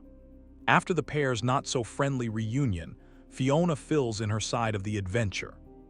The two go back and forth, recounting the past half hour or so of this video, as the stranger takes them to an unknown destination, while collecting various scattered pieces of the Gordy's project along the way. Once they arrive at their final stop, the pair learn what the stranger captured them for: a hostage trade. A still surviving Kroger then appears to exchange his own masked prisoner to the mysterious stranger in exchange for Reese and Fiona. As Kroger prepares to deliver his payback to Fiona for Finch's death, the stranger suddenly steps in and chokes Finch out, killing him near instantly. The prisoner Finch delivered then lifts his hand, indicating to someone far off. Suddenly, red dots trained on Reese, Fiona, and the stranger's chests appear. They then converge on the stranger alone, and the prisoner knocks him down before tying him up instead. The prisoner frees Fiona and Reese before finally taking off his mask to reveal none other than Vaughn underneath. He then calls out to his allies, telling them to turn off their laser pointers. As it turns out, Vaughn and the other Hyperion survivors took up refuge in the remains of the Helios wreck, turning it into a base and calling themselves the Children of Helios. Vaughn was subsequently elected their leader. After taking the mysterious stranger back to the base, they interrogate him to learn that he was actually Loader Bot all along. After watching Fiona and Sasha fire the rocket launcher at their friend Gordy's, he needed to know why. He crawled back to Helios and grafted himself to Jack's endoskeleton, effectively giving himself a humanoid body. Now knowing that he wasn't betrayed, Loader Bot happily announces his intentions with getting the group back together. Loader Bot reveals that he wants to rebuild Gordy's and summon the Vault of the Traveler so they can join together and defeat it, allowing Gordy's to finish her duty so she can live in peace. While the group knows the insurmountable odds facing them, they agree to the plan. Fiona is then left to assemble a team of 3 other Vault Hunters, and based on her and Reese's actions thus far, her options include Janie Springs, Zero, Athena, August, Cassius, and even Felix if Fiona warned him about the bomb and prevented his death after his betrayal. If Fiona hires Felix, however, he instead calls her and explains that he never double-crossed her. In fact, everything he did was part of a larger con to make it appear as if the Hyperion money was destroyed. In reality, Felix secretly stashed the money in an armoire in the caravan, which now rests in the desert in the location Felix had Fiona meet him. With the $9 million he left to Fiona and Sasha, Felix hopes that they can find the better life that they deserve. Needing someone to take Felix's place, Fiona can then use the money she recently procured to hire a new member, Claptrap. Yay! With the squad determined, whomever it may contain, the crew assemble at the Children of Helios's base to plan their final attack. Vaughn determines that the Traveler is big, it's nasty, and it's got to go. He instructs Fiona to drive the caravan with Sasha into the stomach of the Traveler before destroying the gland that allows it to teleport. Reese and the rest of the team will ensure Gordy's can get the Traveler into position, so Vaughn can fire a moonshot from Helios to defeat the Traveler for good. Sasha then arrives with a fresh new do and reunites with Reese before the mission commences. The group exits out into Pandora, where Reese and Fiona each hold their half of the Gordy's core, causing them to combine once more and rebirth their friend in her fully upgraded form. The beacon immediately activates, summoning the Vault and the Traveler along with it. Unfortunately, Gordy's isn't as up for the plan as everyone else and doesn't want to put her friends in danger by failing again. Things go further south when Vaughn gets a little too trigger-happy and fires the moonshot too early, completely missing the Traveler. Reese convinces Gordy's to go with the plan, but she insists that he drive. She then grabs Reese and places him at her controls, leaving him to fight the Traveler while Sasha and Fiona fly into its stomach. Inside, they find 2 smaller Guardians protecting the teleportation gland. Outside, Gordy's pulls the other team members into her cockpit, learning from their own personal skill sets to adopt new moves into her fighting arsenal while taking on the Traveler. Depending on the team members selected, Gordy's has access to various spectacular moves. Inside the Traveler, the sisters use their skills to dodge, distract, and dispatch the Guardians long enough for Sasha to plant explosives on the transportation gland. The pair drive away from the blast radius, but when they learn that they're out of range of the detonator, Sasha takes it and exits the caravan, sacrificing herself and rushing back into the Traveler while Fiona drives out. Fiona tries to turn around to go back into the Traveler's stomach, but the explosive is set off moments later, successfully destroying the teleportation gland and grounding the beast. Fiona and Vaughn then fire the moonshot, weakening the Traveler before Reese has Gordy's deliver the final blow, bringing the massive creature down for good and marking their mission a success. In the wake of the battle, the group briefly celebrates, and Loader Bot is reunited with Gordy's in her normal form. Reese sees Fiona and realizes that Sasha is missing, leaving the pair to frantically search for her. Reese then finds her dying on the ground, and Fiona rushes over to be with her sister. Felix's gift then shows its true purpose. The watch with time heals all wounds, inscribed on it turns out to be a bit more literal than one would think. It raises above Sasha's chest and lifts her into the air, healing her back to perfect health before dropping her from 15 or so feet in the air. Fiona rushes over and hugs her sister, and the group celebrates their victory properly, leaving with new friends and a ton of loot. Reese and Fiona then spot the entrance to the vault and leave the rest of the group behind to race each other to it. They reach it together and enter, finding a stairway leading to a chest glowing with eridian energy. After some reminiscing and talking about their plans for the future, the pair open the chest and are suddenly teleported to another location. There, Reese and Fiona encounter the Seraphim, an eridian entity that grants each of them a single wish. Reese requests full legal ownership of Atlas Corporation, which is granted. Fiona wishes for Sasha to be with her, and the Seraphim teleports Sasha to her side. Luckily, Fiona is given a real wish, and Sasha requests a rare, mint-condition Typhon de Leon Vaultlander figure, which the Seraphim produces. Reese then departs, determined to rebuild Atlas, while Fiona and Sasha leave with the Vaultlander figure and plan to sell it to secure a new life. Upon arriving on the planet Eden 5, the sisters are attacked by a thief who steals the figurine, but he is killed by the planet's automated secbots, and the toy is returned to them. Bloody. Later in the capital, secbots find them for violating a neighborhood dress code.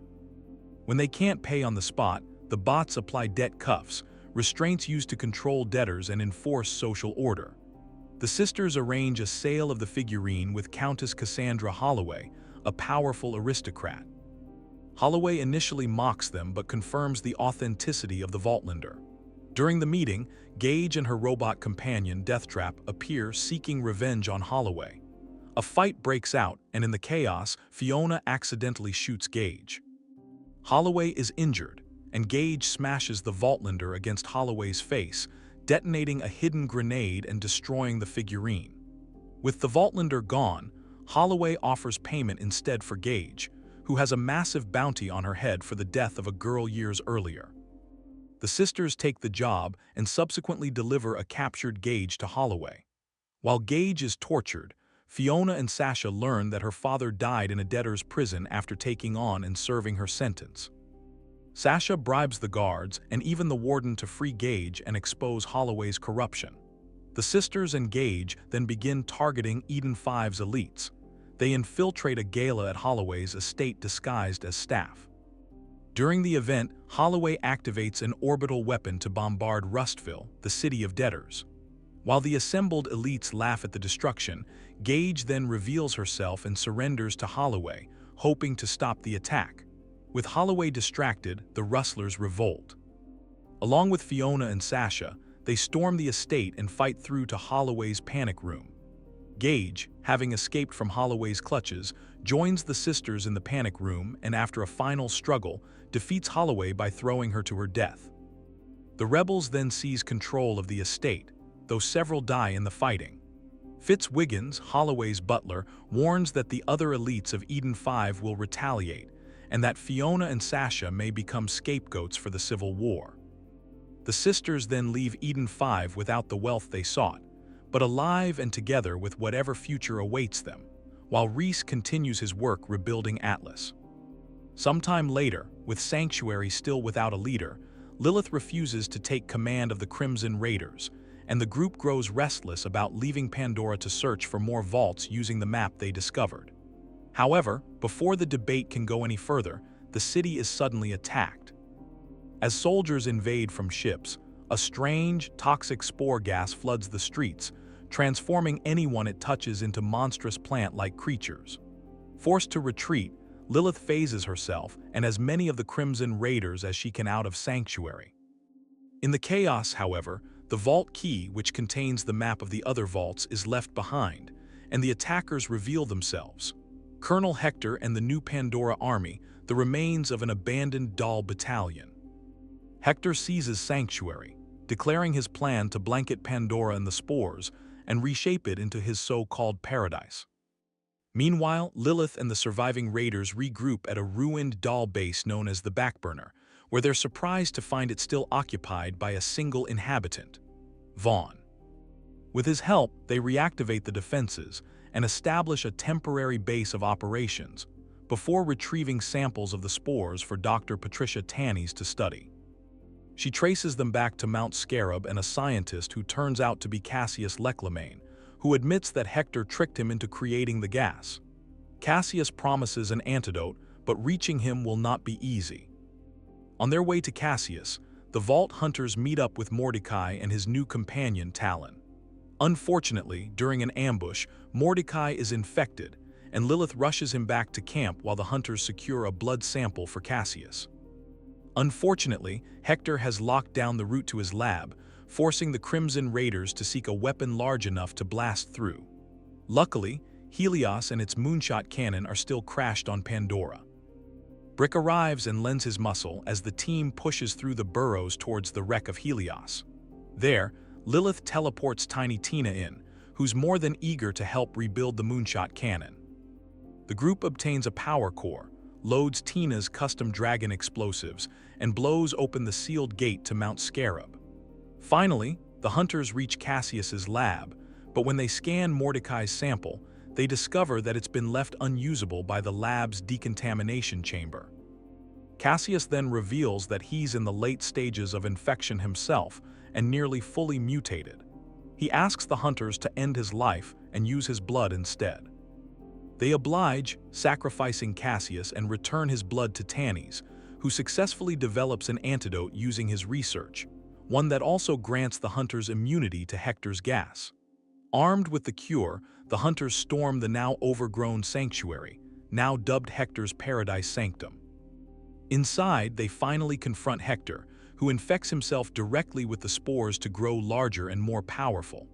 Though the hunters bring him down after a rough battle, he soon rises again, accelerating the spread of the spores.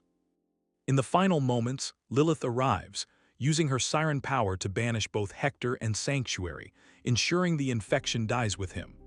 The vault key, however, survives but is lost somewhere in the wastes of Pandora. With Sanctuary destroyed and the artifact gone, the Crimson Raiders are left without a home or a plan. Lilith, now resolved, steps into leadership at last, taking Roland's place and vowing to rebuild the Crimson Raiders and take the search for the vaults beyond Pandora. Nearly a decade later, a new threat emerges on Pandora. Twin siblings Tyrene and Troy Calypso have united the bandit hordes into the Cult of the Children of the Vault, or COV, all in pursuit of an ancient, ultimate vault known as the Great Vault. Meanwhile, Lilith, still leading the Crimson Raiders, rallies a new generation of vault hunters to search for the still-lost vault map. 4 fresh fortune seekers answer the call. Amara, a famed siren brawler craving action, Zane Flint, a tech-savvy operative from a family of bandits, Mose, a battle-hardened ex-soldier with a giant mech, and FL4K, a rogue AI who roams with loyal pet beasts. The rookie vault hunters are picked up by Marcus Kincaid in his bus and immediately contacted by Lilith, who informs them about the children of the vault before vowing to find the Great Vault before they can. Lilith has them meet with her scout, Claptrap, who gives them an echo device and leads them to a COV propaganda center. There, the hunters take down a COV member named Shiv before Lilith teleports in to meet them in person.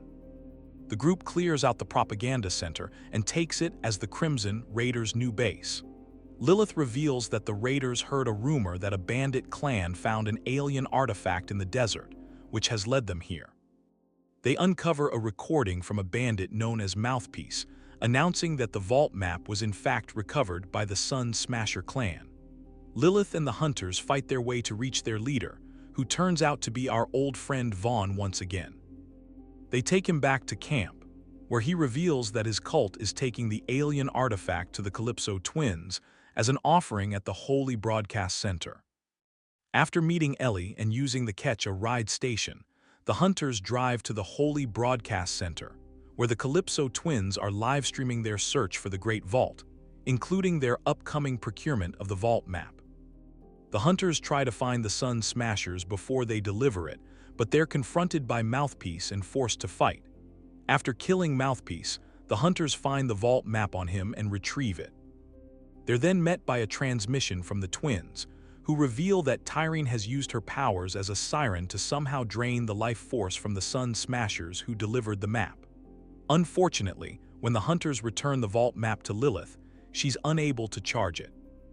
Knowing there's only one person on Pandora who can figure it out, Lilith sends the hunters to an Eridian dig site to meet with Dr. Patricia Tannies. Tannies examines the map, but COV bandits attack the lab, forcing Lilith to teleport in to assist in holding them off. Afterward, Tannies gets the map working again.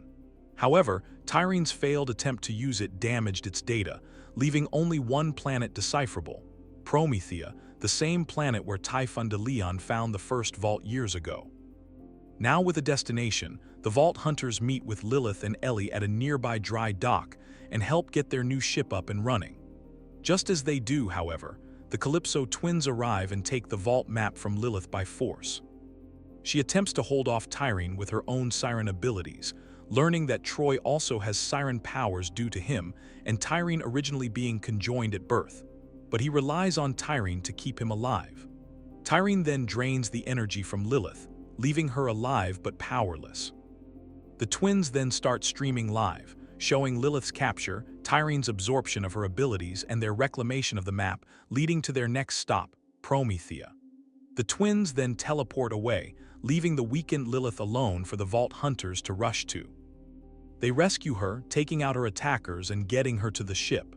The group then leaves Pandora behind, taking off in their craft, christened Sanctuary 3. We don't talk about Sanctuary 2.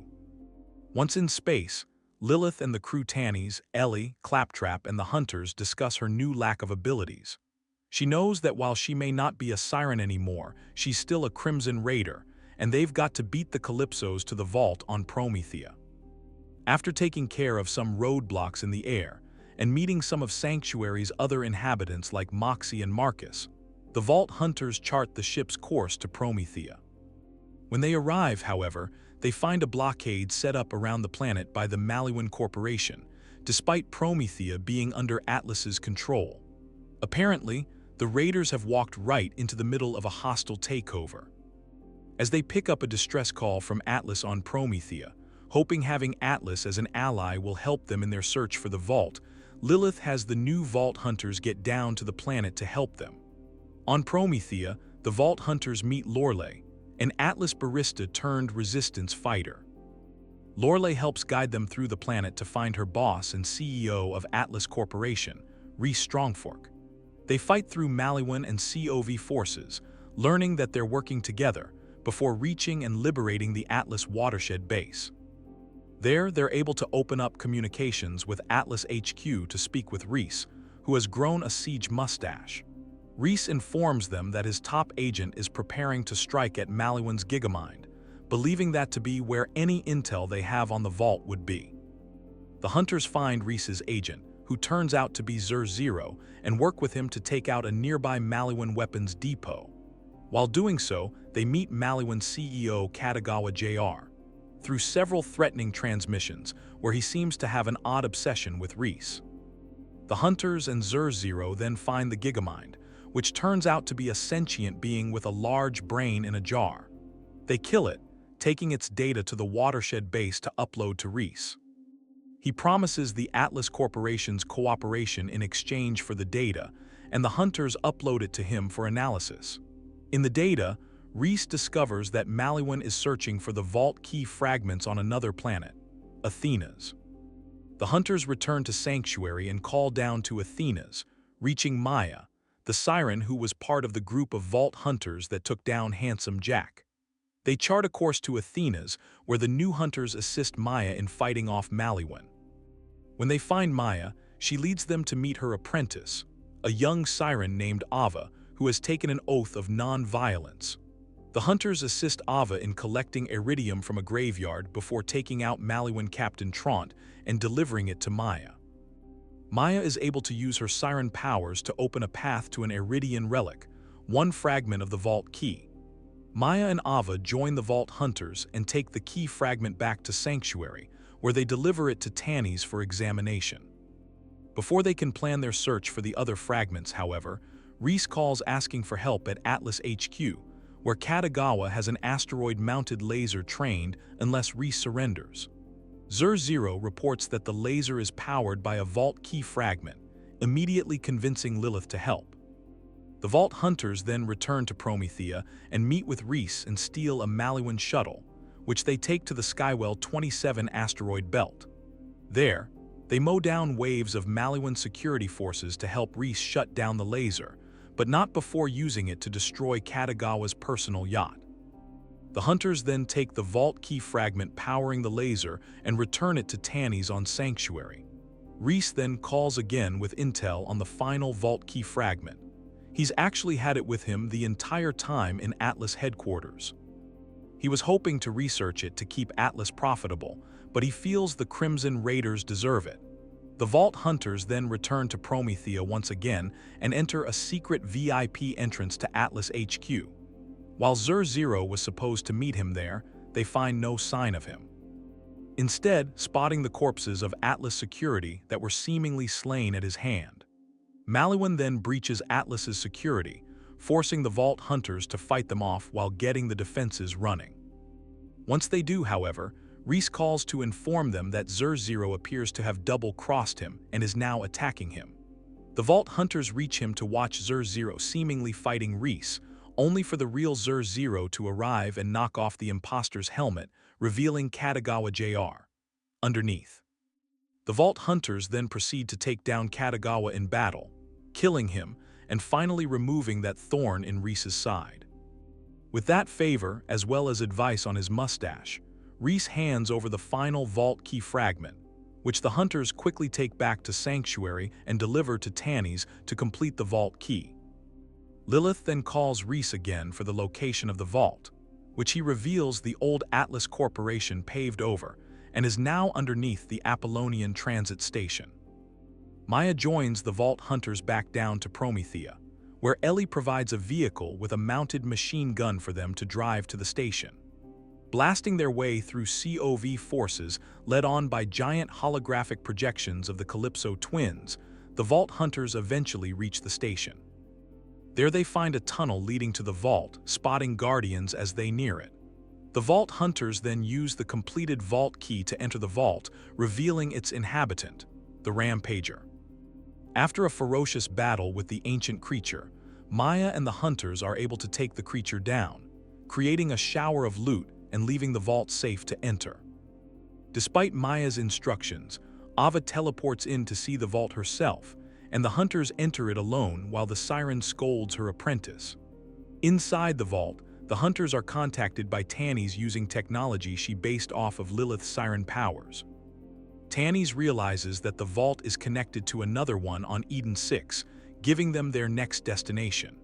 When the Vault Hunters exit the vault, they find themselves in the middle of an argument with Maya and Ava, who wants her mentor to give her a bit more freedom.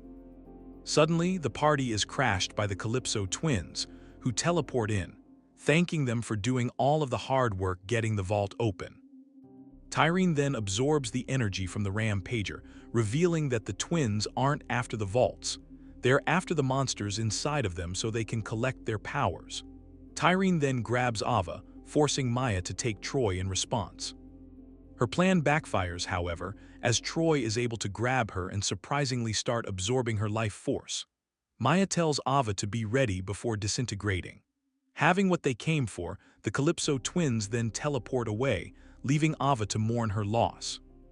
The Vault Hunters then return to Sanctuary, where Lilith decides to continue their mission to open the vaults despite the loss of Maya.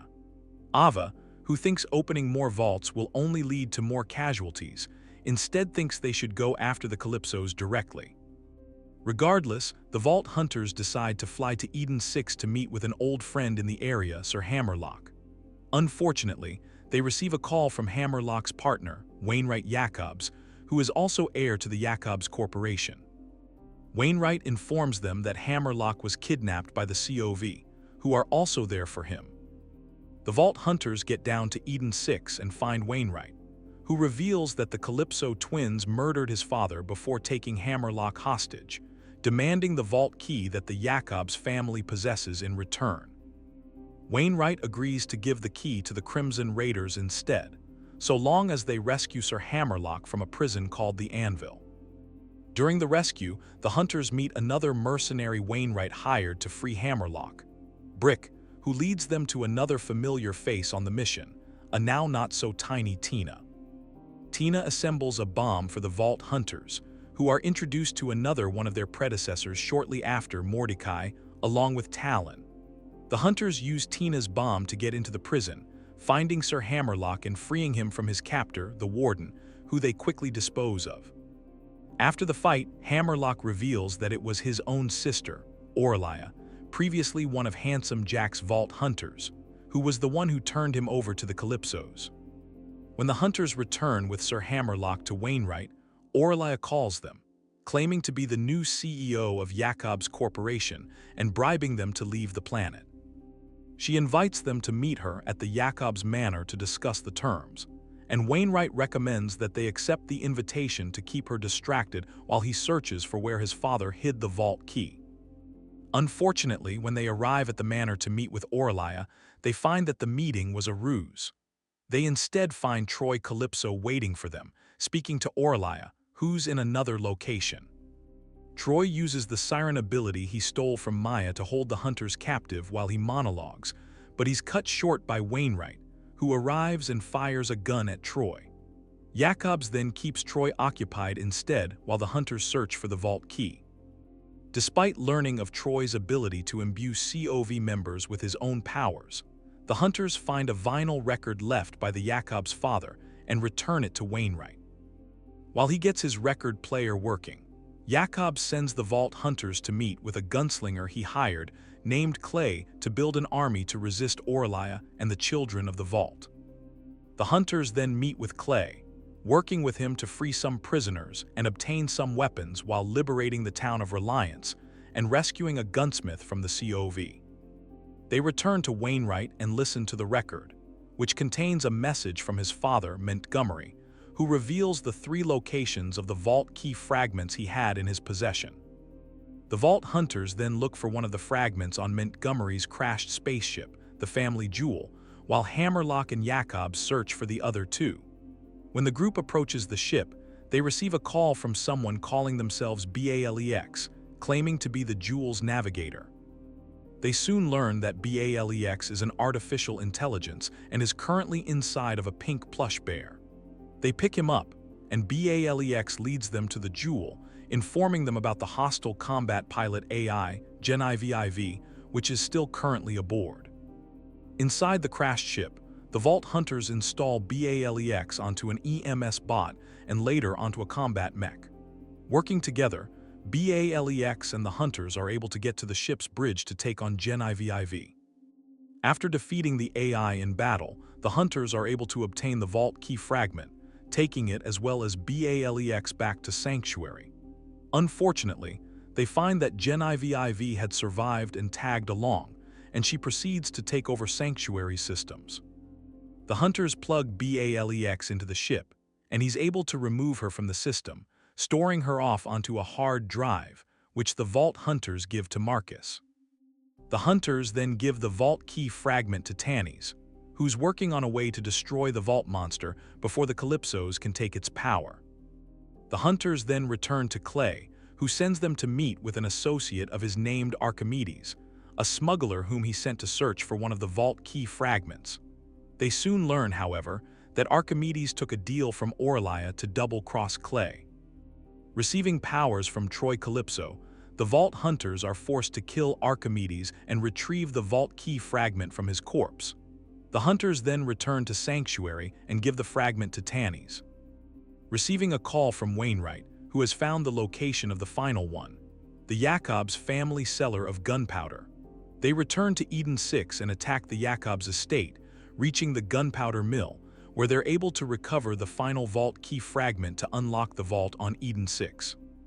Before they can leave to open the vault, however, Aurelia stops Hammerlock and Wainwright at gunpoint. Preparing to put an end to the Jacobs family once and for all, Aurelia attacks, but Hammerlock steps in front of her.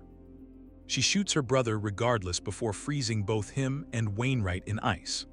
The Vault Hunters finally take on Orlia in combat, and while her ice-powered attacks prove formidable, the new generation of Vault Hunters are able to take out the old one, killing Lady Orlia Hammerlock. Luckily, Sir Hammerlock and Wainwright Jacobs thaw and stay behind to recover, leaving the Vault Hunters to find the entrance to the vault out in the garden. After solving some light statue-based puzzles, the hunters reveal the vault's entrance, where Tannis meets them to collect the final fragment and assemble the key. Its entrapped monster is then revealed, the massive Graveward, which the hunters take down in another grueling battle. Afterward, Tannis successfully drains the energy from the monster, before tiring Calypso can. With the Graveward completely destroyed, the hunters enter the vault to loot it, discovering that it's not only connected to the vault on Promethea, but also the one on Pandora, as well as another that Tannis doesn't recognize. When they exit the vault to regroup with Tannis, however, the Doctor is suddenly phased away and kidnapped by Troy Calypso. The hunters rush back to Sanctuary to speak with Lilith, but they're interrupted by one of the Calypso twins' live streams coming from the planet Pandora. In it, they show off their new captive, Tannis, and prepare to murder her live on stream. Before they can, however, they need their fans to donate eridium to charge the Great Vault's key, which they've acquired. The Vault Hunters return to Pandora, where Tannis is able to contact them like Lilith did once again, urging them to rescue her. They soon meet with Vaughn, who has been monitoring the COV's movements on the planet, learning that Tannis has been taken to a murder festival run by two streamers named Pain and Terror. The hunters get into the festival just in time to stop the massive tank holding Tannis. They enter it to find the main arena for the stream, where Pain and Terror have Tannis tied up before the crowd. After the Vault Hunters destroy their Agonizer 9000 machine, the eridium powering it is unleashed. Surprisingly, it's then absorbed by Tannis, revealing that the Doctor had a secret. She had been hiding siren powers of her own. After taking out Pain and Terror, the Vault Hunters speak with Tannis, who explains that she got her powers as a gift from a guardian angel, revealing how she was really able to communicate with them and absorb the power from the Graveward. They then return to Sanctuary, where the group determines that if the Great Vault is real, they have to prevent the Calypsos from stealing the power of whatever it must be holding. Lilith then sends the hunters back to Pandora to meet with Vaughn, and they inform him to rally the Crimson Raiders to attack the Calypso's eridium stronghold. The hunters then work with Tannis to take out the COV turret defenses before returning to Sanctuary to prepare their final assault. Unfortunately, their planning is interrupted by the Calypsos, who tell them to look out the window of their ship. Troy then uses their massive eridium as well as the abilities they stole from Lilith to charge Elpis, Pandora's moon. The Calypsos then reveal that Elpis itself is actually the key to the Great Vault, and once it opens, they'll only have to absorb the power of the monster inside, forcing the world to watch them become a god. With no time to lose, the Vault Hunters say their goodbyes to those staying back on Sanctuary just in case before returning to Pandora to take on the Calypsos. Ava, Lilith, Tannis, Vaughn, and the Vault Hunters then work together to get through the legions of COV defenses on their way to the twins. The hunters get into their stronghold, and while they're able to take out the eridium supply to Troy, he's still left charging Elpis somehow. Lilith determines that he must be leeching whatever power Tyrene has in order to keep charging the moon, leading the hunters to race to find him. When they do, the Vault Hunters are finally able to fight Troy Calypso one-on-one. Though he uses the leeched abilities stolen from the other Sirens, the hunters are able to take him down, killing one half of the Calypso twins. Ava then rushes over and touches Troy, inheriting Maya's powers from it, which Tannis theorizes have finally found their rightful owner. While Lilith's powers aren't returned to her, she's just happy to know that they're finally safe, and the threat of the children of the vault is now over. That is, until Elpis erupts. Tyrene awakens and congratulates her late brother for completing his mission before absorbing the rest of the powers that are within him. She then rises off the ground with her siren-like wings. proclaiming that the Great Vault is opening and that the destroyer, the monster Lilith herself once helped release and defeat, will soon rise and be free again. Tyreen then buries the Crimson Raiders under a pile of rubble, proclaiming her victory to her stream viewers before signing off. Ava is able to protect the group using her new abilities, and Lilith makes a massive revelation. Pandora itself is the Great Vault, and its landscape is shifting to open. The group then overhear a transmission coming from a nearby echo device, and when they answer it, they learn that the man on the other end is none other than Typhon de Leon, the original Vault Hunter. Typhon warns them to get off of Pandora and get to Necrotafio, the fabled lost home planet of the Eridians. Inside the smaller vault on Pandora, the hunters find a device to translate Eridian text. They return to Tannis's lab on Sanctuary and use the device to uncover a long hidden message. The message tells of an ancient siren named Nereid who was forced to seal away the lives of all of the Eridians in a willing sacrifice. Their power fueled a machine that imprisoned the Destroyer, whose strength threatened the entire galaxy, inside of the Great Vault, which became the planet Pandora. The Crimson Raiders then follow Typhon de Leon's frequency, charting a course to Necrotafio. When they reach the ancient Eridian home world, the Vault Hunters touch down and begin their search for Typhon. After traversing through the remnants of Maliwan camps, the hunters find Typhon de Leon. Typhon then leads them to the Eridian machine that locked away the Destroyer the first time, hoping they can use it again. To open it, however, they'll need 4 vault keys, 3 of which they've already acquired through their travels. The final vault key was luckily left by Typhon at a vault on Necrotafio. However, the hunters are required to fight through an army of Maliwan defenses on their way, including General Trant, the older brother of the Captain Trant the hunters took out earlier. When the hunters reach the vault on Necrotafio, Tyreen calls them with another massive revelation. Typhon de Leon is her father. As it turns out, Typhon and his late wife, Leda, birthed the children on the planet, where they raised them until Tyreen accidentally killed her mother with her siren abilities. Typhon then raised them, telling them tales of the Great Vault, but never allowing them to leave the planet. Their resentment grew, and they eventually left him behind to search for the powers of the vaults. The hunters enter the Necrotafio vault and take out its guardians to allow Typhon to safely enter. He takes responsibility for the monsters his children became, knowing that the Vault Hunter's job is to take monsters down. The hunters retrieve the final vault key from Leda's headstone, taking it back to Sanctuary for Tannis and Ava to charge. When it's ready, Tannis meets Typhon on Necrotafio, and the Vault Hunters join them to finally open the machine that chained the Destroyer. They insert the final key, and the path to the Pyre of the Stars opens, leading Tannis to surmise that the vaults on Pandora, Promethea, Eden 6, and Necrotafio must be the power sources for the machine. The trio then work to activate the connections to the vaults, and when they're all connected, Lilith and Ava arrive to watch Tannis activate the machine. As she does, Tyreen sends waves of COV forces to try to stop them from sealing the Destroyer, as she still intends to leech its power to become a god. While the hunters put up a valiant effort protecting Tannis, Tyreen eventually teleports in to take care of things herself. She immediately stops Tannis and destroys the machine in a snap. When she grabs Lilith, Typhon is forced to subdue her with his energy whip.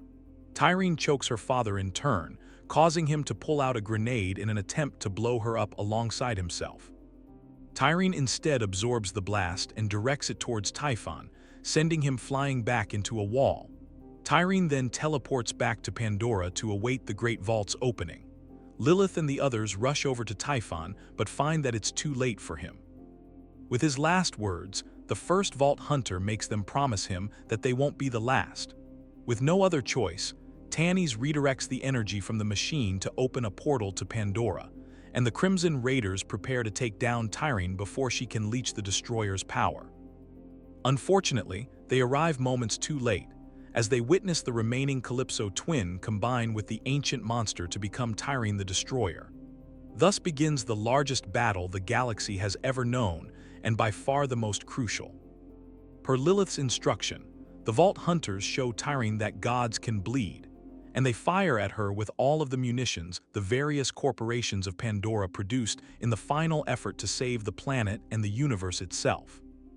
Defying all odds, the Vault Hunters are able to bring the massive combination of Siren and Ancient Beast down, finally destroying the Destroyer for good, or at least until Gearbox decides they need it as a villain again.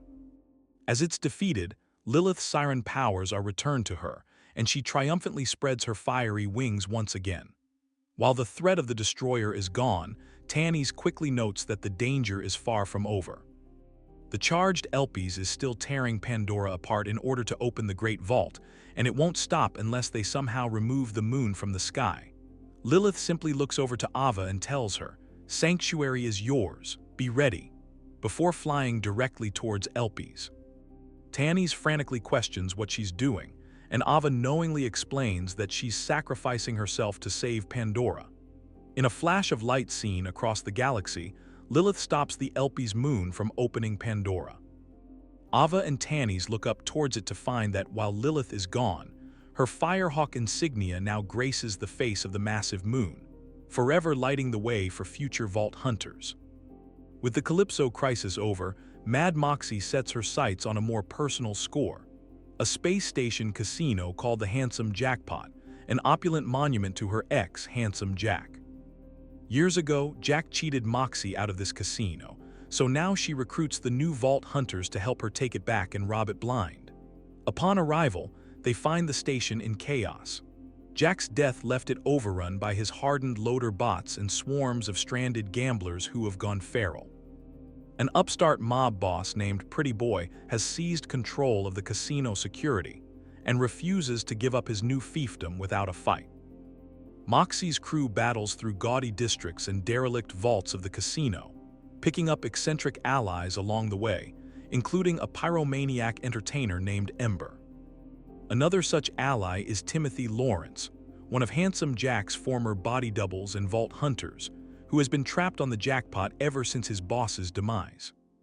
Timothy's face-grafted mask and DNA-linked cybernetic hand make the casino systems think he's Jack, meaning he can't escape.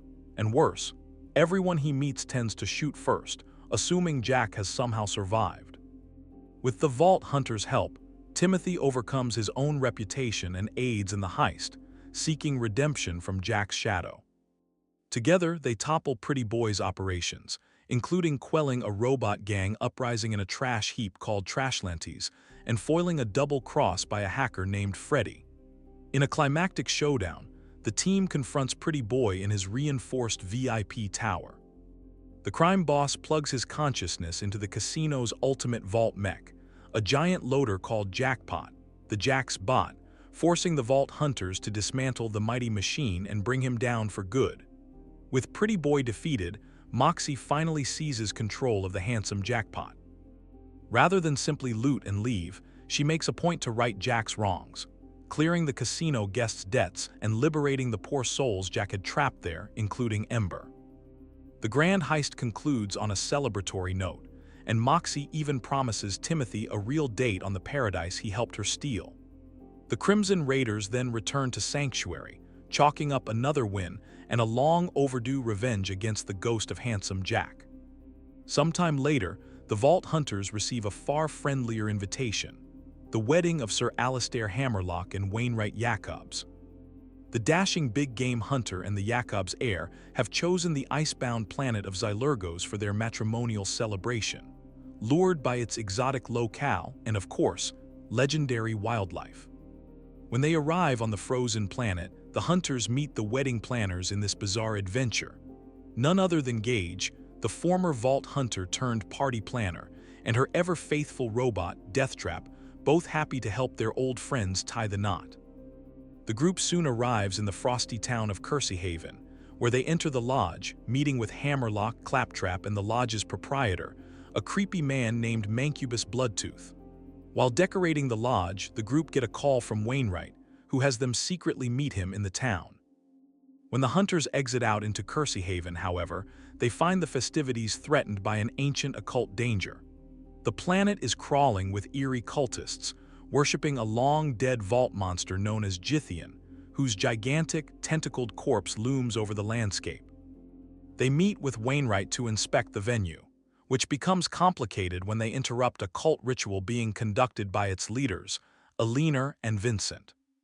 The hunters defeat Vincent, revealing his spirit to be tied to a ring, which falls from the hand of a poor cultist who was forced to be the researcher's current host.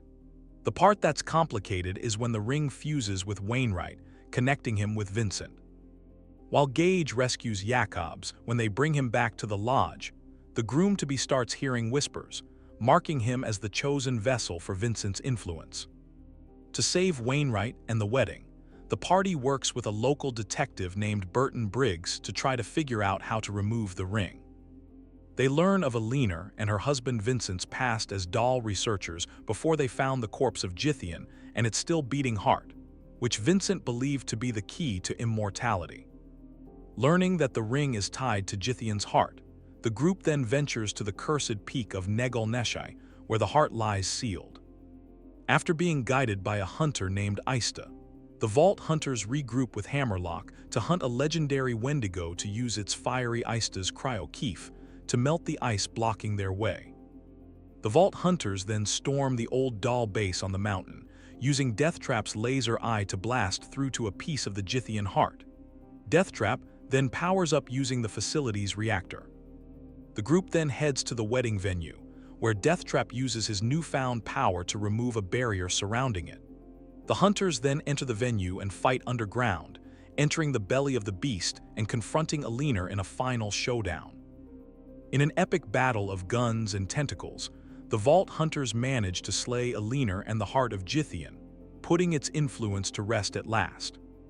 The real Vincent then emerges from the remains of Githian's heart, which he became merged with during his research, before he and Alina die side by side. Wainwright is then freed from his curse as Vincent's influence fades for good.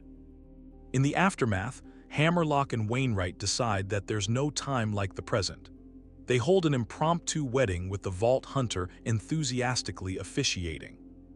At long last, using the rings recovered from Alina and Vincent, Sir Hammerlock and Wainwright Jacobs are married, sealing their bond till death do them part.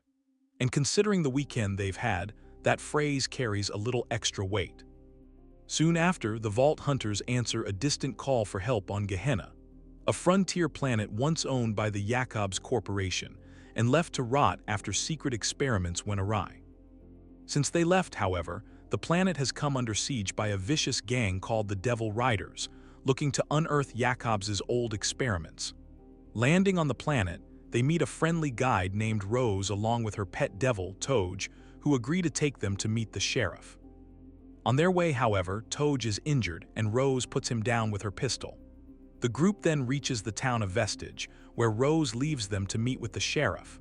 When they're introduced, he shows them to the Obsidian Stone, a large, glowing rock in the town center square. Suddenly, they're interrupted by an attack by the Devil Riders, led by their fearless leader, Butcher Rose, the very same guide that led them to town. The sheriff of Vestige is gunned down in cold blood by Rose, and her Devil Riders teleport the Obsidian Stone away as Rose leaves with it. With his final breath, the sheriff gives his badge to the hunters, instructing them to give it to Juno, a tough-as-nails rancher with outlaw ties to the gang.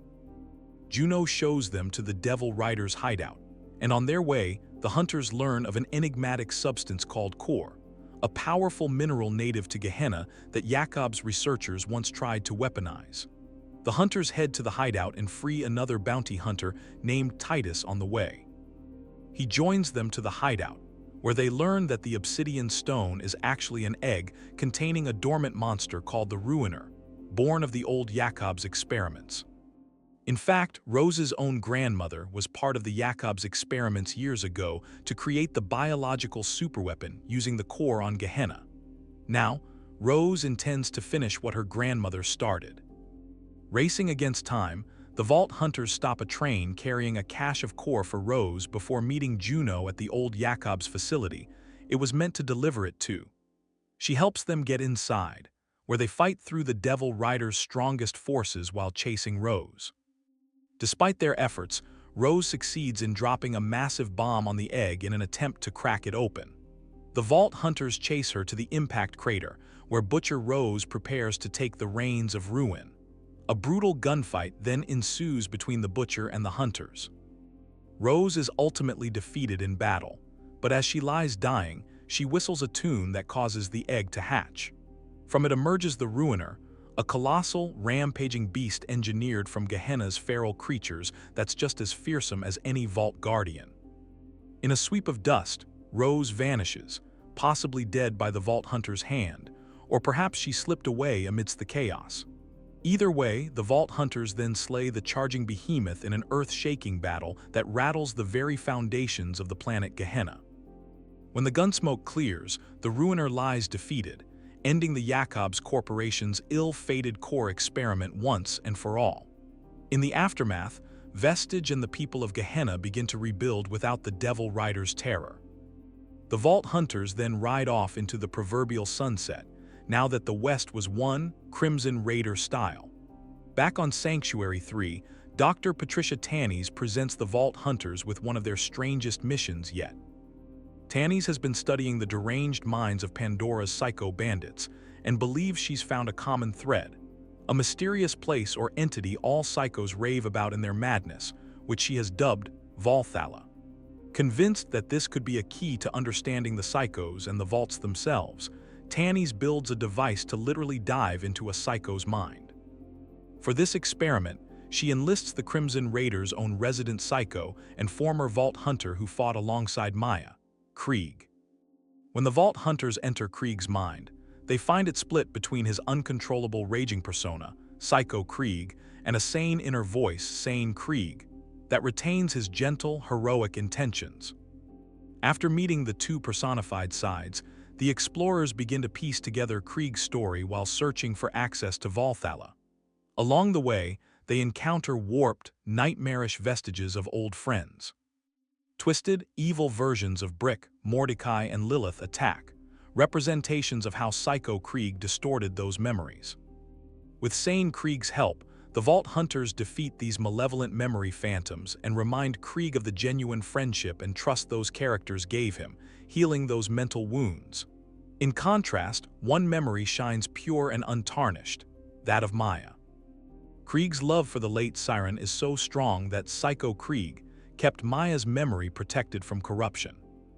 When the Vault Hunters reach a mental echo of Maya meditating in a Crimson train station, she even hears Sane Krieg's voice and offers gentle encouragement, implying that Maya was always able to sense Krieg's true self. However, Maya is soon swept up by a bizarre locomotive called the Locomerbius, an angry, sentient train in Krieg's mind. They're able to fight the train and free Maya's image, gaining Krieg's mythical Buzz Axe and Power Gauntlet in the process, symbolic keys needed to unlock Valhalla. The final piece of Krieg's psyche lies back where it all began. The Vault Hunters venture into a recreation of the Hyperion facility where Krieg was tortured. They witness fragments of Dr. Benedict's cruel experiments, the procedures that shattered Krieg's mind in the first place. They defeat the memory recreation of Dr. Benedict and finally reach the hidden memories of Krieg's past, only to find them completely erased. However, both sides of Krieg are content with losing their past, agreeing to face the future together. With the symbolic items collected, his axe, gauntlet, and mask, the Vault Hunters complete the inner totem that opens Valhalla, the innermost vault of Krieg's mind. Inside, they finally encounter the personification of unchecked rage, the hulking Psycho Krieg. A titanic battle then erupts in the mental throne room of Valhalla. The Vault Hunters, aided by both Sane and Psycho Krieg, do the impossible and slay the Psycho Krieg, conquering Krieg's inner demon. In that moment, Sane Krieg faces a choice: seize control and finally silence the Psycho forever, or acknowledge that his other half is just as much him as he is. In a touching resolution, the two halves decide to reconcile instead of separate. Sane Krieg then thanks his violent counterpart for protecting what mattered most, his love for Maya and his friends, and he chooses to remain by his side, guiding him rather than trying to erase him. The consciousness of Krieg essentially fuses back together, not fully cured, but more at peace than he's been in a long time. As the Vault Hunters depart the now calm mindscape, they witness a final, heartfelt vision. In a tranquil mental meadow, Krieg imagines a humble home with Maya standing in the doorway, inviting him in. Psycho and sane Krieg walk towards her and merge into the single Krieg we know, who finally finds a measure of inner peace. In the wake of the Calypso cult's fall, young Ava, now the Crimson Raiders siren in training, takes it upon herself to play detective. Eager to prove herself and train with her new siren powers inherited from Maya, Ava starts a podcast titled Mysteriauslier to investigate a rash of strange murders across the galaxy. She ropes in the Vault Hunters as field assistants in this paranormal true crime adventure, determined to uncover the truth behind these supernatural slayings. The murders certainly seem otherworldly at first glance. On Promethea, they reunite with Lorelei and delve into the case of an urban legend killer in the neon streets of Lectra City. On Eden 6, they track a series of unexplained disappearances, with the killer vanishing into thin air in the swampy backwoods. On Pandora, they confront what locals swear is an angry ghost in a canyon settlement. Each incident features witnesses describing spectral figures, inexplicable phenomena, and victims who died under freakish circumstances. Ava, ever the horror enthusiast, is thrilled at the possibility of real-life hauntings, but the Vault Hunters remain skeptical, looking for a more realistic culprit. The trail ultimately leads the crew to Necrotafio, where the final grisly incident occurs at a place called the Scryer's Crypt. Deep in the ancient crypt, Ava and the Vault Hunters discover the truth. The culprit behind everything is an entity known as the Seer. This mysterious figure, seemingly some kind of guardian, was not only behind the supernatural murders, but also pulling the strings to ensure the Calypso twins' defeat all along. The Seer reveals itself as an otherworldly being driven by a single goal: keeping the path of fate moving in a certain direction. To the Seer, sirens are a causal abomination with the power to change fate, and Lilith wound up not only averting the course of fate but shattering it entirely. The Seer, now knowing that sirens can't be controlled, instead decides to remove them entirely. Ava refuses to back down, and the final battle erupts in the depths of Scryer's Crypt. The Seer unleashes otherworldly power, but Ava, growing into her siren abilities, overcomes the odds and fights back alongside the Vault Hunters. Ultimately, the team shoots down the Seer in a blaze of gunfire and siren energy. With the case solved, Ava triumphantly anticipates broadcasting the final episode of her Mysteriauslier podcast. For now, though, Ava reflects on something the Guardian told her, that she would find what she was seeking, leading Ava to determine that it can only mean one thing. Lilith is still out there, and the Crimson Raiders are going to find her. 1 year after the defeat of Maliwan on Promethea, the war-torn metropolis is finally recovering. However, the Atlas Corporation is struggling, needing something big to compete with their counterparts. It's on Atlas's new space station, headquarters, that we meet scientist Dr. Anuradha Dihar, letting loose a group of their Jabber animal test subjects out of protest. Anu returns to her work on harnessing eridium energy to reproduce the abilities of sirens, namely Lilith's ability to teleport objects through spacetime. She's able to harness the ability into a non-lethal gun with help from her research assistant, Fuang. Anu takes the gun to demonstrate it to Atlas CEO Reese Strongfork, but he quickly dismisses her ambitions. Solely focused on Atlas's arms race with his competitors, Reese sees no value in technology that doesn't kill and unceremoniously fires Anu due to her antics with the Jabbers. Dejected, Anu begins preparing to leave the station, only for Fuang to warn her that the headquarters has suddenly come under siege. Teeter Corporation, led by their CEO, Susan Coldwell, launches a surprise invasion, targeting a vault key that Reese is supposedly holding. Amidst the chaos, Fuang creates a distraction so Anu can escape, and she flees the station in a familiar stolen shuttle car, crashing down towards the streets of Promethea. Meanwhile, on the planet's surface, we meet Octavio Wallace Dihar, Anu's adopted brother, a smooth-talking hustler with big dreams and little to show for them. Octavio spends his morning bragging to his assassination bot friend L0U13 about his inevitable rise to fame. After assisting L0U13 with a contract, Octavio looks to make connections around Meridian City to finally secure his breakthrough. However, his scheming is cut short when Tidier's attack on Promethea begins, forcing Octavio and L0U13 to take cover. Elsewhere, Fran Miskovich, owner of the struggling Franz Frogert, starts her day as usual, helping customers such as Lorelei, who has transitioned and is now going by Lore, dealing with protection rackets and battling insurance companies over claims for damages from the Atlas-Maliwan War. Fran's day is quickly overshadowed by the sight of Tidier ships descending on the city, but as she prepares to defend her shop, Octavio and L0U13 come crashing in, bringing Tidier forces right behind them. Meanwhile, Anu awakens to find herself face-to-face with a psycho named Stapleface, who takes a strange liking to Anu, protecting her from other, more hostile psychos. Anu is forced to separate from Stapleface to look for Octavio and arrives at Fran's just in time to watch it explode from Tidier explosives. In the aftermath of Fran's shop being destroyed, Anu and Octavio reunite, and after a bit of an argument, she meets Fran. The trio eventually band together, realizing Tidier's invasion has tied their fates together. L0U13 follows closely behind them, providing dry humor with a side of lethality. Anu receives a call from Reese with some good news and some bad news. The good news is that Atlas found a key for a vault on Promethea. The bad news is that Tidier stole it. Reese begs her to find it for the sake of the company. Looking for the vault so they can get to the treasure before Tidier, the group follows the trail of troops into the underground of Promethea. There, they're able to find the heavily guarded vault entrance. The group sneak in and watch as the vault guardians slaughter the Tidier soldiers, but find their way into the vault safely. Inside, they find themselves face to face with the vault's monster, a massive beast known only as the Devourer. Together, the unlikely allies manage to bring it down, with Anu using her device to phase it somewhere else. After the battle, the group recovers a mysterious green crystal shard left in the Devourer's wake, humming with unknown energy.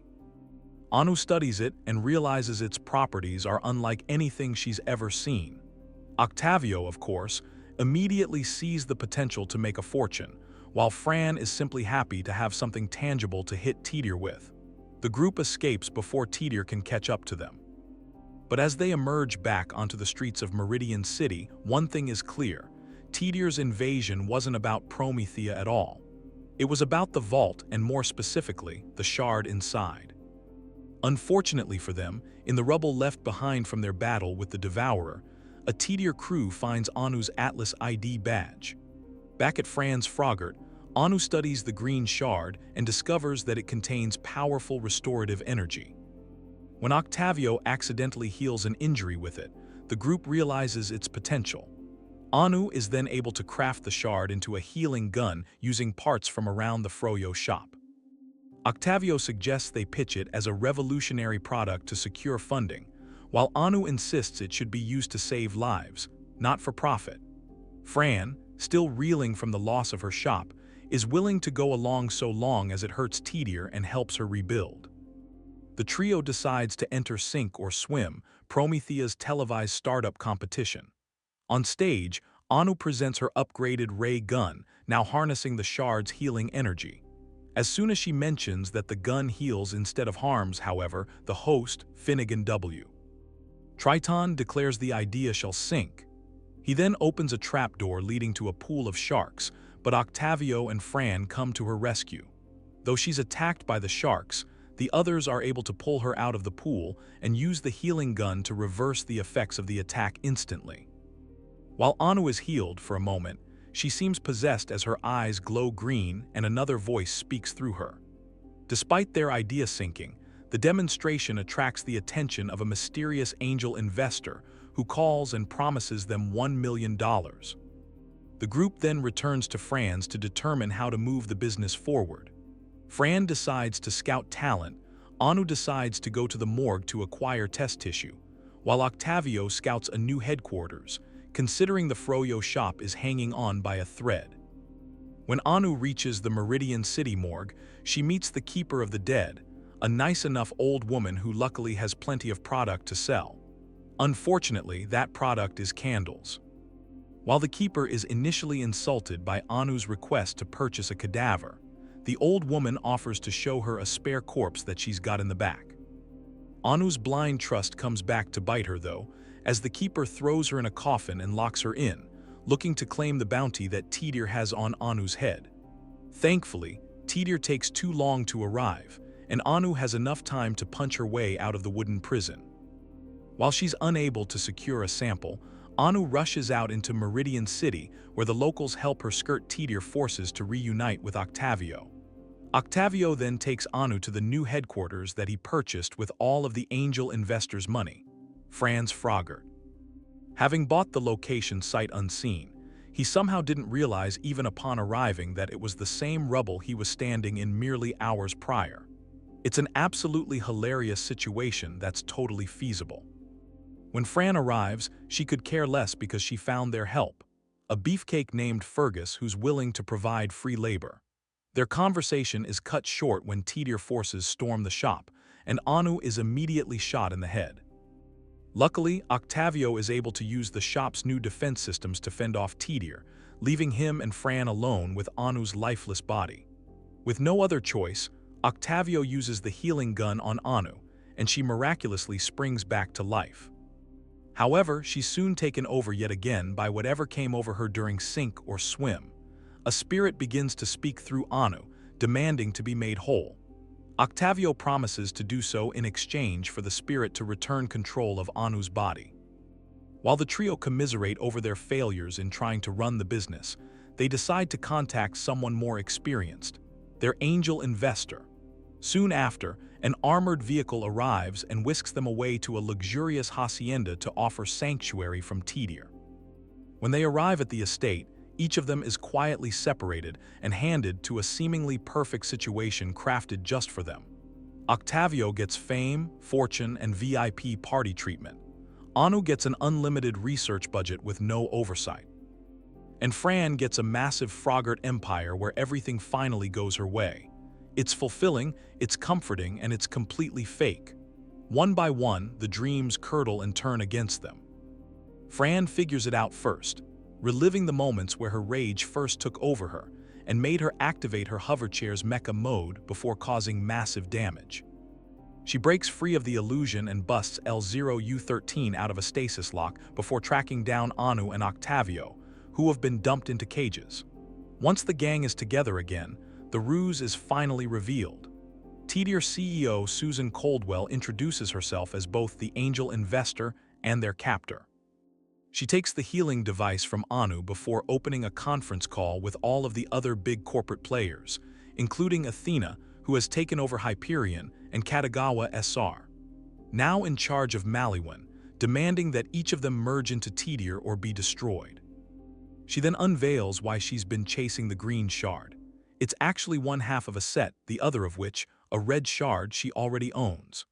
The green shard heals while the red one harms, and together the shards power a torture engine that kills and resurrects on a loop.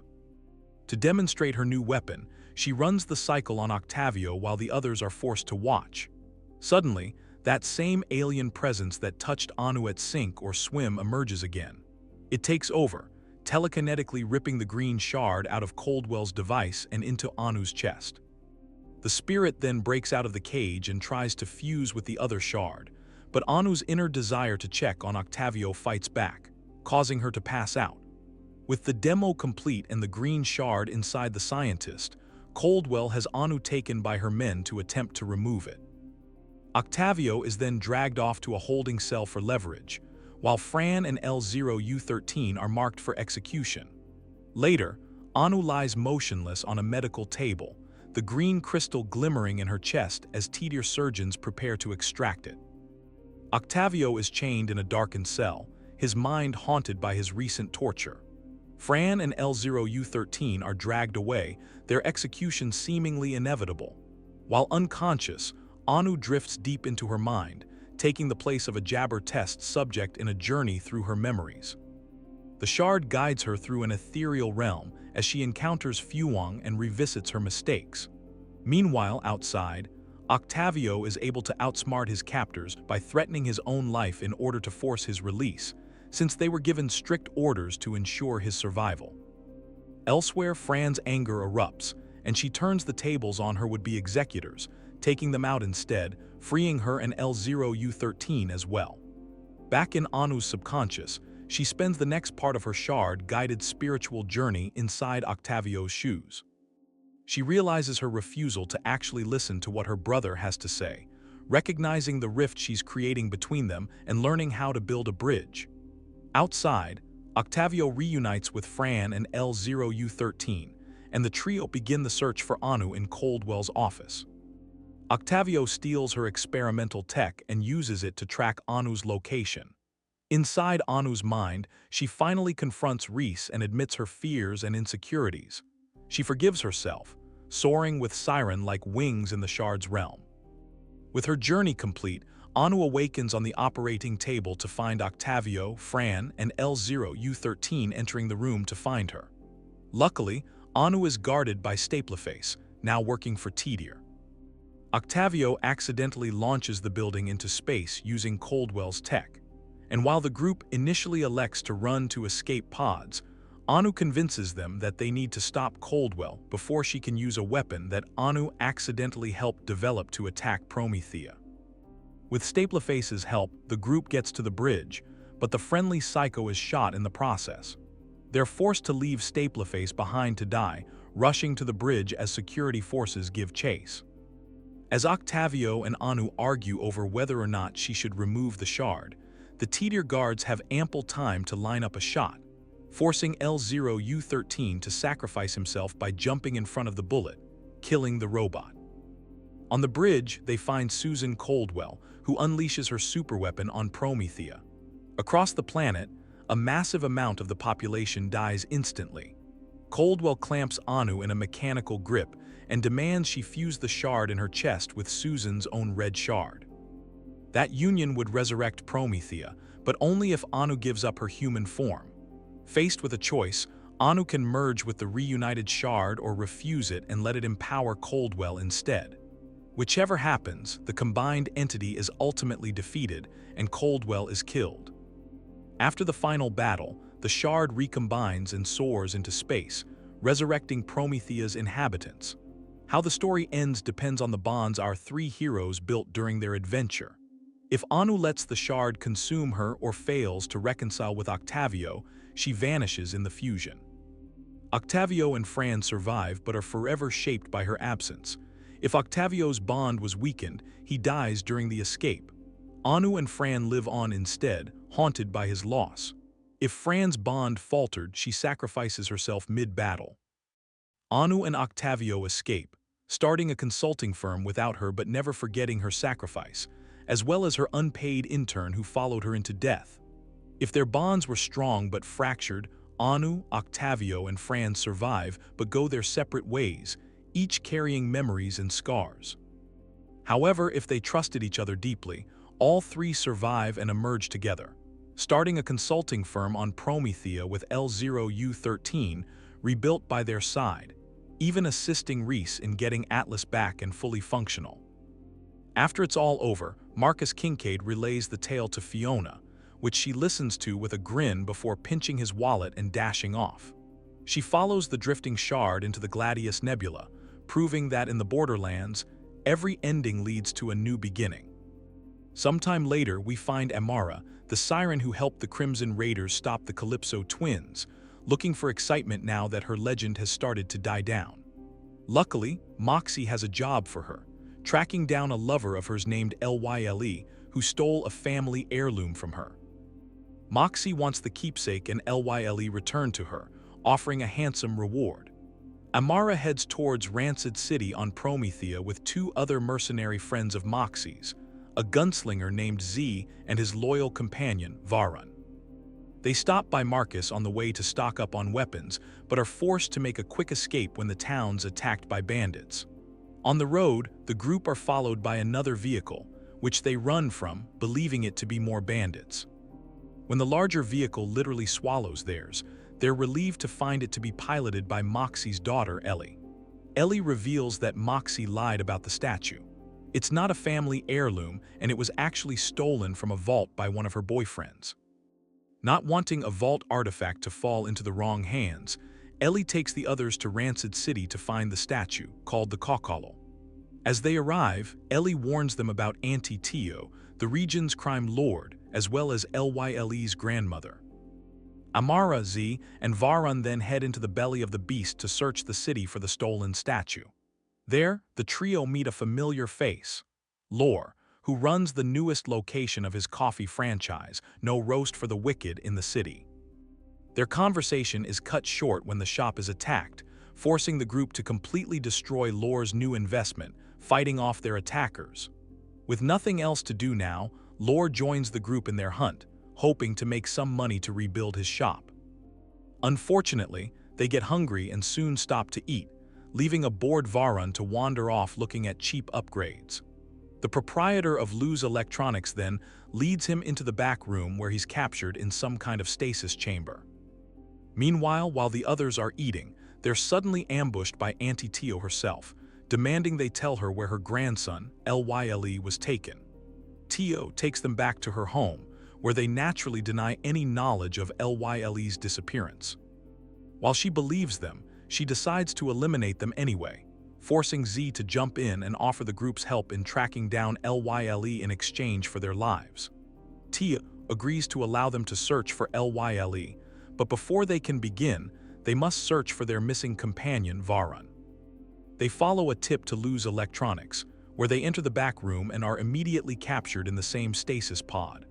Varun then enters with Lu, apparently now allies, and insists that he knows the others.